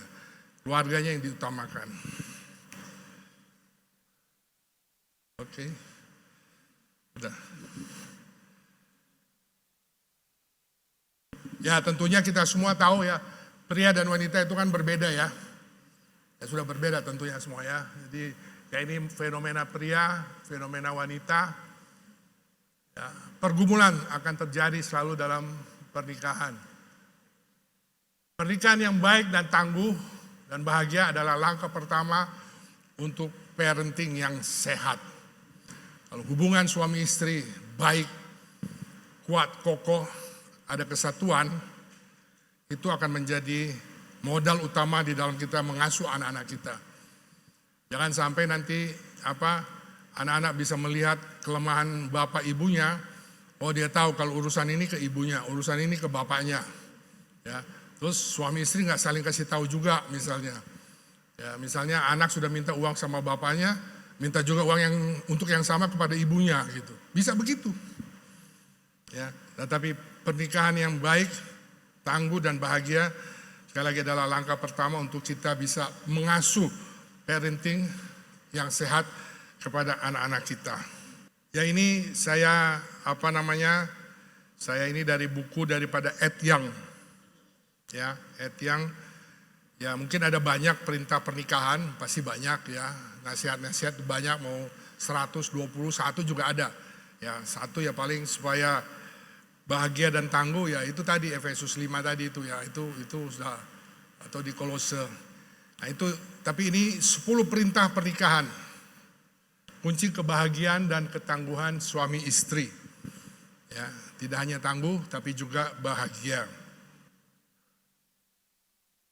Nah ini kembali ke Alkitab, dikatakan di situ bahwa Maliaki 2, dan kamu bertanya, oleh karena apa?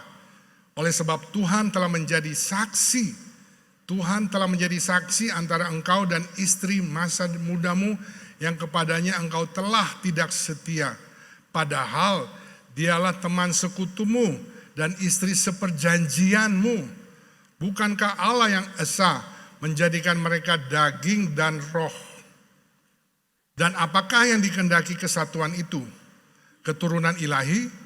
Jadi jagalah dirimu dan janganlah orang tidak setia terhadap istri dari masa mudanya. Sebab aku membenci perceraian, firman Tuhan Allah Israel.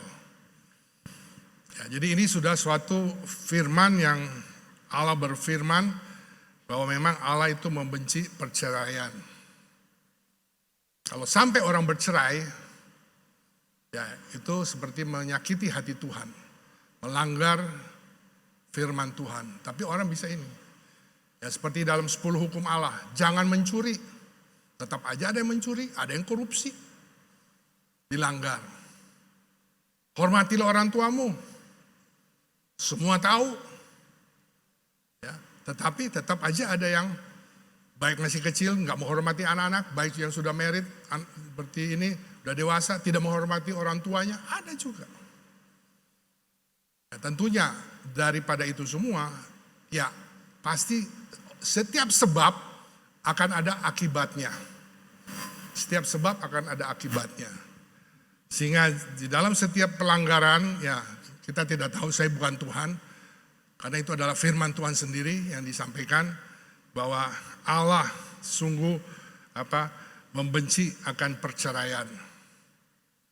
Apa artinya membenci? Ya, gak suka sama sekali kan? Gak mau itu sama sekali. Nah, kenapa orang masih mau bercerai? Berarti kan membuat Allah murka sebenarnya. Gitu. Makanya kita kembali sebagai orang tua yang sungguh benar ini dengan Tuhan, hamba-hamba Tuhan, kita tidak sama sekali menganjurkan masalah apapun ya untuk mereka bercerai. Nah, kita tahu secara ini mungkin kita juga tahu bahwa angka perceraian di Indonesia ini tahun-tahun lalu ya meningkat. Ya, apalagi sekarang dengan kejadian pandemi itu juga meningkat. Ya. Firman Tuhan menegaskan bahwa Allah membenci perceraian dan apa yang sudah dipersatukan oleh Allah tidak boleh dipisahkan oleh manusia. Pasangan suami istri harus berusaha ya, mempertahankan, menyelamatkan pernikahan mereka. Harus dimulai dari diri mereka sendiri. Salah satu harus berusaha. Kecuali dua-duanya sudah ini ya itu sudah mau bilang apa. Kalau dua-duanya memang sudah mau ya sudah. Misalnya, kita nggak bisa bikin apa-apa. Tapi kalau ada salah satu yang masih mau berusaha seperti contoh tadi saya katakan, istrinya sudah tidak mengasihi suaminya, tapi suaminya masih ada. Ya, cinta setapak tangan yang dia bisa inikan, bisa terjadi. Pemulihan itu bisa terjadi. Jadi itu harus datang dari masing-masing pribadi, suami atau istri, untuk mempertahankan, menyelamatkan pernikahan mereka. Banyak sekali contoh memang kenapa ya wanita yang banyak jadi korban.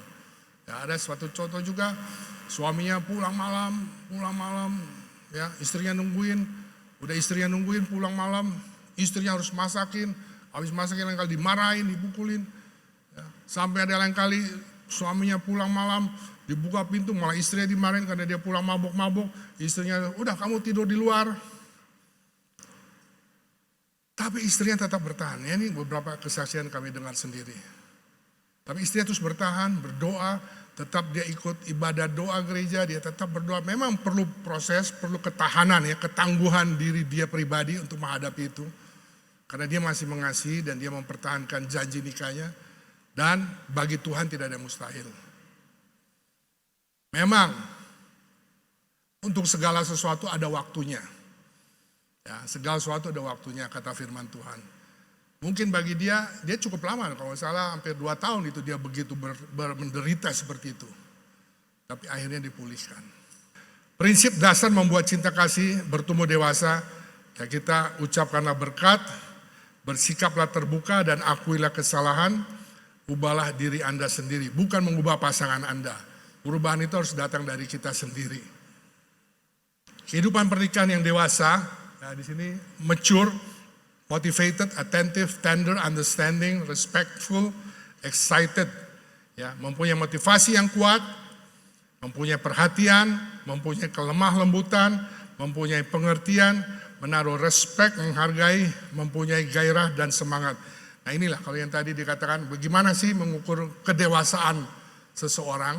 Ya bisa mungkin pakai yang tadi ini. Ya, apakah calon saya punya motivasi yang kuat enggak? Bisa aja saudara uji ada satu masalah. Ya, apa motivasi dia? Apakah ada suatu perhatian untuk suatu keadaan tertentu? Ya, apakah pasangannya itu ada lemah lembut enggak atau tensi terus? Atau pasangan itu bisa punya pengertian? Atau dia mau mempertahankan keyakinan dia, nggak mau ngalah, ya tidak ada pengertian sama sekali. Atau ada nggak menghargai atau respect atau menghargai pasangannya atau calonnya ini, dan tentunya excited. Ya mungkin ini semua pasti ada calon-calon, ada gairah dan semangat. Nah ini salah satu yang bisa dipakai untuk melihat mature, ya kedewasaan daripada calon kita atau mungkin suami istri kita. 6 prinsip untuk mulai dan mulai lagi. Ya mungkin seperti tadi, ya sudah ini terus bersatu kembali, itu bagus. Mulai lagi, ya tentunya harus dimulai dengan menerima, memperhatikan kembali, menyesuaikan diri lagi, ya mengampuni, menghargai, dan menyatakan kasih sayang. Urusan Tuhan juga, karena Tuhan mengasihi maka Tuhan berkomunikasi. Suami istri harus mengambil keputusan untuk membangun tim keluarga yang berkemenangan. Ya, ini adalah keputusan suami istri berbicara, mengambil keputusan bagaimana kita sebagai suatu keluarga. Ya, kita lihat ada keluarga-keluarga, pertemuan keluarga atau ada satu keluarga, wah hebat sekali mereka. bajunya seragam, bapak, ibu, anak sama bajunya semua. Itu seperti membangun satu tim ya, tim kemenangan, mereka bersatu. Terakhir. Okay. Amsal 23 ayat 4 katakan, dengan hikmat rumah didirikan, dengan kepandaian itu ditegakkan, dan dengan pengertian kamar-kamar diisi dengan bermacam-macam harta benda yang berharga dan menarik. Oleh sebab itu di dalam kita membangun supaya kita tangguh, ibaratnya kita membangun rumah juga. Di sini mungkin ada yang kontraktor, kita tahu bahwa membangun tuh biasanya fondasi itu yang paling menentukan. Ya, di mana lain kali bisa biaya membangun fondasi tergantung keadaan tanahnya bisa lebih tinggi daripada bangunan yang ada di atasnya. Semakin tinggi bangunan kita, semakin dalam atau semakin melebar fondasi kita. Dengan hikmat rumah didirikan. Ya, tidak cukup ya dengan uang saja, tapi dengan hikmat. Perlu kepandaian, perlu pengertian. Ya, supaya semua rumah, kamar-kamarnya semuanya itu terisi dengan tertata baik. Ya, ibarat kita membangun rumah, kalau semua layout bagus, ininya semua bagus, hiasan yang ada, semua furniture bagus, tertata baik, pasti rumah itu akan enak untuk ditinggali. Dan demikian juga dalam keluarga. Ya, sehingga biasanya istri atau ya ibu, mereka lah yang biasa yang suka merubah kan. Rumah itu suka mereka yang merubah. Tadinya mejanya di situ, atau bulan depan udah pindahin sini, ntar besok lagi pindahin ke situ gitu. Ya, karena untuk melihat, menata. Nah, John Piper mengatakan di sini, hamba Tuhan, tetaplah menikah. Oleh karena itu bukan terutama tentang tetap dalam cinta, ini tentang menepati perjanjian sampai maut memisahkan kita. Atau selama kita berdua hidup, itu adalah ikrar perjanjian suci, jenis yang sama yang Yesus buat dengan mempelainya ketika dia mati untuknya. Dan saya tutup dengan ini, tanpa kasih dan cinta, sebuah hubungan tidaklah ada gunanya. Tidak pantas untuk dilanjutkan, karena hanya memakan hati dan pikiran. Karena itu, mintalah kepada Tuhan, agar diberi pasangan yang benar, penuh kasih, cinta, serta ketulusan. Ya, ini kembali lagi awal, bagaimana kita meminta. Ya, kalau we do it right at the first time, maka perjalanan kita akan. Langkah pertama kita lah yang menentukan. Kalau dari awal sudah benar, sudah sesuai dengan firman Tuhan, ya, pasangan yang benar, pasti boleh ada gejolak, goncangan itu ada. Tetapi disitulah pasangan atau pernikahan atau keluarga akan lebih kuat, lebih tangguh, karena mereka bisa mengatasi setiap goncangan-goncangan yang ada. Karena mereka bisa mengatasinya karena dasar mereka sudah kuat. Dasar mereka sudah kuat. Yaitu firman Tuhan dan juga Tuhan sendiri. Puji Tuhan Bapak Ibu, saudara-saudari, kita sudah mendengarkan pengajaran.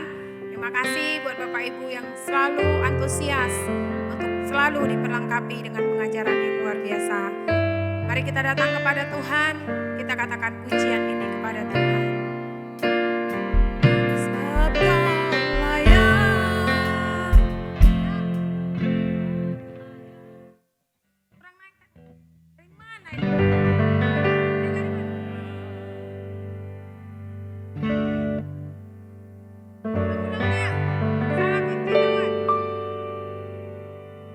Puji Tuhan Bapak Ibu, saudara-saudari yang dikasihi Tuhan, terima kasih buat Bapak Ibu yang selalu antusias untuk mendengarkan pengajaran pada malam hari ini. Mari kita datang kepada Tuhan.